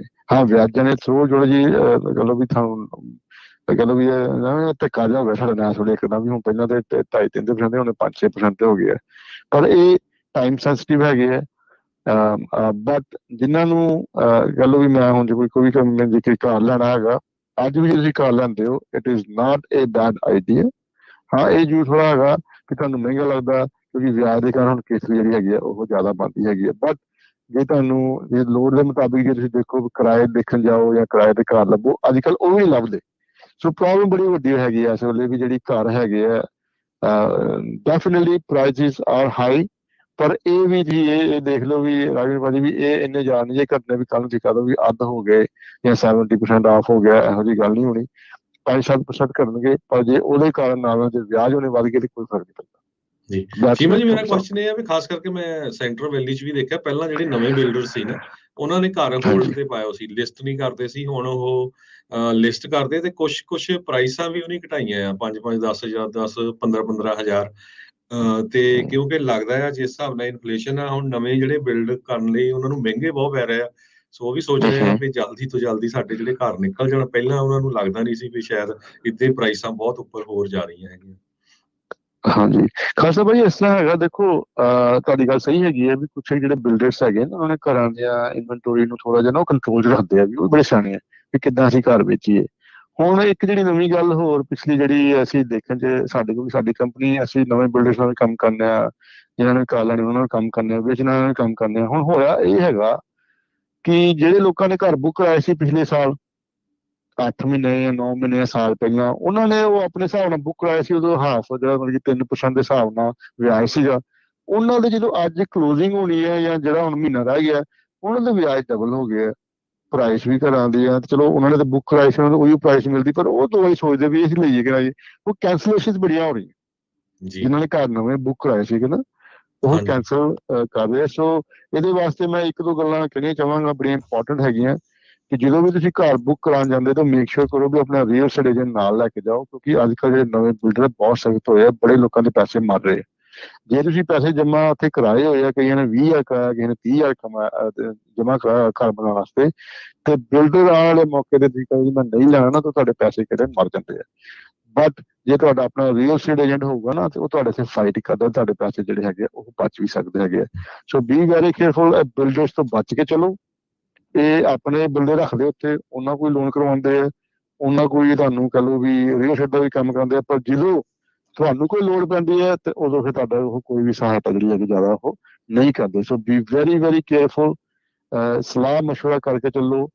ਭਾਵੇਂ ਇੱਕ ਬੰਦੇ ਕੋਲ ਸਲਾਹ ਲਓ, ਭਾਵੇਂ 3 ਬੰਦਿਆਂ ਕੋਲ ਸਲਾਹ ਲਓ, ਪਰ ਤੁਹਾਡੇ ਕੋਲ ਸਲਾਹ ਔਰ ਪੂਰੀ ਨੌਲੇਜ ਇਸ ਗੱਲ ਦੀ ਜ਼ਰੂਰ ਹੋਣੀ ਚਾਹੀਦੀ ਵੀ ਅਸੀਂ ਕੀ ਸਟੈਪ ਲਈਏ ਅੱਜ ਦੇ ਸਮੇਂ ਦੇ ਮੁਤਾਬਿਕ। ਜੀ ਜੀ ਬਿਲਕੁਲ। ਸੋ ਸਰੋਤਿਓ ਤੁਸੀਂ ਜ਼ਰੂਰ ਸਲਾਹ ਲੈ ਸਕਦੇ ਹੋ ਮੋਹਨ ਚੀਮਾ ਹੋਣਾ ਦੀ ਇਸ ਤੇ ਬਾਬਤ। 855 905 2575 8559052575। ਅੱਗੇ ਮੋਹਨ ਚੀਮਾ ਜੀ ਜੋ ਜੀ ਆਪਾਂ ਦੇਖਦੇ ਸੀ ਬੰਦਾ ਅੱਖਾਂ ਬੰਦ ਕਰਕੇ ਜਿਹੜਾ ਮਰਜ਼ੀ ਨੰਬਰ ਅੱਖਰ ਲਿਖ ਦਿੰਦਾ ਸੀ, ਚੱਲ ਇੰਨੇ ਦਾ ਲਾ ਦਿਓ, ਇੰਨੇ ਦਾ ਲਾ ਦਿਓ। ਘਰ ਵਿਕ ਵੀ ਜਾਂਦੇ ਸੀ, ਕਈ ਵਾਰੀ ਓਵਰ ਵੀ ਚਲਾ ਜਾਂਦਾ ਸੀਗਾ। ਸੋ ਆਈ ਥਿੰਕ ਹੁਣ ਜਿਹਨੇ ਸੈੱਲ ਵੀ ਕਰਨਾ ਉਹਨੂੰ ਬਹੁਤ ਧਿਆਨ ਦੇ ਨਾਲ ਪ੍ਰਾਈਸ ਜਿਹੜੀ ਉਹ ਲਾਉਣੀ ਪਊਗੀ ਵੀ ਮਾਰਕੀਟ ਥੋੜੀ ਜਿਹੀ ਤੇ ਟਾਈਟ ਹੈਗੀ ਇਸ ਮਾਮਲੇ 'ਚ। ਹਾਂਜੀ, ਨਹੀਂ ਦੇਖੋ ਜਿਹੜਾ ਰੀਅਲ estate ਦਾ ਕੰਮ ਹੈਗਾ ਨਾ ਰਾਜਵੀਰ ਭਾਜੀ, ਇਹ 'ਚ ਲੋਕੀ ਕਈ ਘਾਟਾ ਖਾ ਜਾਂਦੇ ਆ। ਐਕਚੁਅਲੀ ਗੱਲ ਹੈਗੀ ਆ ਐਕਸਪੀਰੀਅੰਸ ਦੀ, ਨੌਲੇਜ ਦੀ, ਤੁਸੀਂ ਕਿੱਥੇ ਕੰਮ ਕਰ ਰਹੇ ਹੋ, ਕਿਹਦੇ ਨਾਲ ਕੰਮ ਕਰ ਰਹੇ ਹੋ। ਮੈਂ ਇਹ ਨਹੀਂ ਕਹਿੰਦਾ ਵੀ ਤੁਸੀਂ ਆਪਣਾ ਘਰ ਬਹੁਤ ਜ਼ਿਆਦਾ ਮਹਿੰਗਾ ਵੇਚੋ, ਪਰ ਮੈਂ ਇਹ ਵੀ ਨਹੀਂ ਕਹਿੰਦਾ ਤੁਸੀਂ ਆਪਣਾ ਘਰ ਬੜੇ ਘਾਟੇ 'ਚ ਵੇਚੋ। ਸੋ ਇਹਦੇ ਵਿੱਚ ਆ ਜਾਂਦਾ ਐਕਸਪੀਰੀਅੰਸ ਬੰਦਾ ਜਾਂ ਪ੍ਰੋਫੈਸ਼ਨਲ ਕੰਪਨੀ ਜਾਂ ਪ੍ਰੋਫੈਸ਼ਨਲ ਰੀਅਲ estate ਜਿਹਨੂੰ ਵੀ ਨੌਲੇਜ ਹੋਵੇ, ਵੀ ਤੁਹਾਨੂੰ ਪੂਰਾ ਚੰਗੀ ਤਰ੍ਹਾਂ ਗਾਈਡ ਕਰੇ ਵੀ ਦੇਖੋ ਆਹ ਤੁਹਾਡੇ ਨੰਬਰ ਹੈਗੇ ਆ, ਜੇ ਤੁਸੀਂ ਘਰ ਵੇਚੋਗੇ ਤੁਹਾਨੂੰ ਇੰਨੇ ਪੈਸੇ ਜਿਹੜੇ ਹੈਗੇ ਆ ਤੁਹਾਨੂੰ ਆ ਸਕਦੇ ਹੈਗੇ ਆ। ਸੋ ਮੈਂ ਸਭ ਨੂੰ ਇਹੀ ਸਲਾਹ ਦੇਣਾ ਚਾਹੂੰਗਾ, ਤੁਸੀਂ ਜਿਹੜੇ ਵੀ ਸ਼ਹਿਰ 'ਚ ਹੈਗੇ ਹੋ, ਕਿਤੇ ਵੀ ਰਹਿੰਦੇ ਹੈਗੇ ਹੋ, ਮੇਕ ਸ਼ੋਰ ਕਰੋ ਕਿ ਜਿਹੜੀ ਵੀ ਤੁਸੀਂ ਰੀਅਲ estate ਏਜੰਸੀ ਨਾਲ ਕੰਮ ਕਰਨਾ ਚਾਹੁੰਦੇ ਹੋ, ਉਹਨਾਂ ਨਾਲ ਤੁਸੀਂ ਨਾਪ ਤੋਲ ਕੇ ਦੇਖ ਲਓ, ਪੁੱਛ ਲਓ, ਆਪਣੇ ਸਾਰੇ ਸਵਾਲ ਜਿਹੜੇ ਹੈਗੇ ਉਹ ਪਹਿਲਾਂ ਕਲੀਅਰ ਕਰ ਲਊਗਾ ਕਿ ਤੁਸੀਂ ਬਾਹਰ ਚੋਂ ਨਹੀਂ ਕਹਿਣਾ ਵੀ ਆਹ ਮੈਨੂੰ ਤੇ ਇਹ ਗੱਲ ਸਮਝ ਲੱਗੀ ਸੀਗੀ। So be very careful. Zander real estate ਅਸੀਂ ਕਾਫੀ ਸਮੇਂ ਤੋਂ ਇਸ ਇੰਡਸਟਰੀ ਵਿੱਚ ਕੰਮ ਕਰ ਰਹੇ ਹਾਂ ਜੀ। ਜੇ ਕਿਸੇ ਨੇ ਕੋਈ ਸਾਡੇ ਨਾਲ ਸਲਾਹ ਕਰਨੀ ਹੈ, ਪਲੀਜ਼ ਸਾਨੂੰ ਜ਼ਰੂਰ ਕਾਲ ਕਰਨ। ਸਲਾਹ ਦੀ ਕੋਈ ਫੀਸ ਨਹੀਂ ਹੈਗੀ। ਤੁਸੀਂ ਭਾਵੇਂ ਵੀਕਐਂਡ 'ਤੇ ਕਾਲ ਕਰਨਾ ਚਾਹੁੰਦੇ ਹੋ, ਵੀਕਐਂਡ 'ਤੇ ਵੀ ਤੁਸੀਂ ਸਾਡੇ ਨਾਲ ਗੱਲਬਾਤ ਕਰ ਸਕਦੇ ਹੋ। ਤੇ ਇਹੀ ਮੈਂ ਸਭ ਨੂੰ ਮੈਸੇਜ ਹੈਗਾ ਜੀ। ਸੋ ਬਹੁਤ ਸ਼ੁਕਰੀਆ ਮੋਹਨ ਚੀਮਾ ਜੀ, ਬੜੀ ਮਿਹਰਬਾਨੀ ਤੁਸੀਂ ਸਾਡੇ ਨਾਲ ਜੁੜੇ ਨਾ ਗੱਲਾਂ ਬਾਤਾਂ ਜਿਹੜੀਆਂ ਕੀਤੀਆਂ, ਸਾਡੇ ਨਾਲ ਜਾਣਕਾਰੀਆਂ ਸਾਂਝੀਆਂ ਕੀਤੀਆਂ। ਸ਼ੁਕਰੀਆ ਜੀ, ਧੰਨਵਾਦ ਜੀ, ਸਤਿ ਸ਼੍ਰੀ ਅਕਾਲ। ਸਤਿ ਸ਼੍ਰੀ ਅਕਾਲ ਜੀ, ਆਪ ਜੀ ਨੂੰ, ਖਾਲਸਾ ਭਾਜੀ, ਆਪ ਜੀ ਨੂੰ ਅਤੇ ਸਭ ਸਰੋਤਿਆਂ ਨੂੰ ਮੇਰੇ ਵੱਲੋਂ ਇੱਕ ਵਾਰੀ ਫਿਰ ਹੱਥ ਜੋੜ ਕੇ ਸਤਿ ਸ਼੍ਰੀ ਅਕਾਲ ਜੀ। ਥੈਂਕ ਯੂ ਜੀ। ਤੇ ਹਰਜੋਤ ਸਿੰਘ ਜੀ, ਸੋ ਜਾਂਦੇ ਜਾਂਦੇ ਪ੍ਰੋਗਰਾਮ ਦਾ ਆਪਾਂ ਸਮਾਂ ਵੀ ਰਾਜਪਾਲ ਸਿੰਘ ਆਪਣਾ ਇੱਕ ਹੁਣ ਵਾਰੀ ਇੱਥੇ ਫੇਰ ਹੀ ਜਿਹੜਾ ਸਮਾਪਤ। ਨਗਰ ਕੀਰਤਨ ਆ ਰਿਹਾ ਜੂਨ 4 ਨੂੰ ਸੈਨ ਫਰਾਂਸਿਸਕੋ ਦੇ ਵਿੱਚ, ਜਿੰਨੇ ਵੀ ਸਾਡੇ ਸਰੋਤੇ ਆ ਸੁਣ ਰਹੇ ਆ, ਜਿਹੜੇ ਗੁਰੂ ਘਰਾਂ ਤੋਂ ਬੱਸਾਂ ਆਉਣੀਆਂ, ਕੋਈ ਵੈਨਾਂ ਆਉਣੀਆਂ, ਜ਼ਰੂਰ ਪੰਜਾਬੀ ਰੇਡੀਓ USA ਤੇ ਕਾਲ ਕਰਕੇ ਅਪਡੇਟ ਕਰ ਦਿਓ ਤਾਂ ਕਿ ਆਪਾਂ ਸਰੋਤਿਆਂ ਨਾਲ ਸਾਂਝੀ ਕਰ ਸਕੀਏ। ਹੁਣ ਤੱਕ ਜਿੰਨੀਆਂ ਵੀ ਇਨਫੋਰਮੇਸ਼ਨ ਆਈ ਆ, ਮਿਲਪੀਟਰਸ ਗੁਰਦੁਆਰਾ ਸਾਹਿਬ ਜਿਹੜੀ ਹੈਗਾ ਉਹਨਾਂ ਤੇ ਇੱਕ ਬੱਸ ਬੁੱਕ ਕੀਤੀ ਸੀ, ਉਹ ਆਲਰੇਡੀ ਉਹਨਾਂ ਦੀ ਫੁੱਲ ਹੋ ਗਈ ਹੈਗੀ ਆ। ਤੇ ਫਰੀਮਾਉਂਟ ਗੁਰੂ ਘਰ ਤੋਂ 2 ਬੱਸਾਂ ਚੱਲਣੀਆਂ ਆ। ਕਾਲ ਕਰਕੇ ਆਪਣਾ ਬੁਕਿੰਗ ਫਿਕਸ ਕਰਾ ਲਓ, ਕਿਉਂਕਿ ਫਿਰ ਖੜੇ ਪੈਰ ਹੋ ਸਕਦਾ ਭਈ ਬਹੁਤ ਜ਼ਿਆਦਾ ਹੋ ਜਾਣ ਤੇ ਫਿਰ ਤੁਹਾਨੂੰ ਜਿਹੜੀ ਸੀਟ ਨਾ ਮਿਲੇ। ਗੁਰਦੁਆਰਾ ਸਾਹਿਬ ਟੈਰਾਬੀਨਾ ਯੂਨੀਵਰਸਿਟੀ ਤੋਂ 2 ਬੱਸਾਂ ਜਾਣੀਆਂ, ਗੁਰਦੁਆਰਾ ਸਾਹਿਬ ਬਰਾੜਸ਼ਾਹ ਰੋਡ ਸੈਕਰਾਮੈਂਟੋ ਤੋਂ 2 ਬੱਸਾਂ ਜਾਣੀਆਂ, ਗੁਰਦੁਆਰਾ ਸਾਹਿਬ ਸੀਰੀਜ਼ ਮੋਡੈਸਟੋ ਤੋਂ 2 ਬੱਸਾਂ ਜਾਣੀਆਂ, ਗੁਰਦੁਆਰਾ ਸਾਹਿਬ ਸਟਾਕਟਨ ਤੋਂ 2 ਬੱਸਾਂ ਜਾਣੀਆਂ।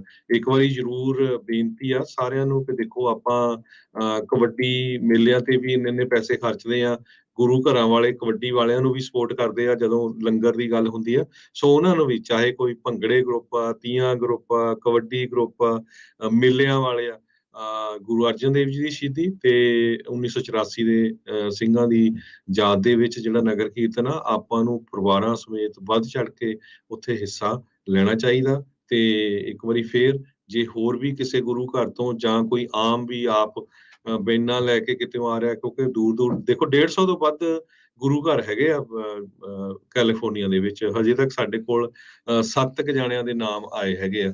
ਸੋ ਪਲੀਜ਼ ਅਪਡੇਟ ਕਰ ਦਿਓ ਤਾਂ ਕਿ ਜਿਹੜੇ ਲਿਸਨਰ ਆ ਉਹਨਾਂ ਨੂੰ ਪਤਾ ਲੱਗ ਸਕੇ। ਤੇ ਕਈ ਵਾਰੀ ਕੀ ਹੁੰਦਾ, ਬੰਦਾ ਕਾਰ ਆਪ ਚਲਾ ਕੇ ਡਰਦਾ ਆ, ਸੈਨ ਫਰਾਂਸਿਸਕੋ ਦੇ ਵਿੱਚ ਰਸ਼ ਹੁੰਦਾ ਆ, ਪਾਰਕਿੰਗ ਲੱਭਣੀ ਔਖੀ ਆ। ਸੋ ਇਹ ਸਭ ਤੋਂ ਬੈਸਟ ਹੈਗਾ ਆ। ਤੇ ਜਿਹੜੇ ਟ੍ਰੇਨ ਨਾਲ ਜਾ ਸਕਦੇ, ਬਾਰਡਰ ਰਾਹੀਂ ਜਾ ਸਕਦੇ ਆ, ਉਹ ਬਾਰਡਰ ਰਾਹੀਂ ਜਾ ਸਕਦੇ ਆ। ਤੇ ਬਾਕੀ ਜਿਹੜੇ ਪਰਿਵਾਰ ਆ ਉਹ ਆਪਾਂ ਕਾਰਾਂ ਜਾਂ ਵੈਨਾਂ ਦੇ ਵਿੱਚ ਵੀ ਆ ਸਕਦੇ ਹੈਗੇ।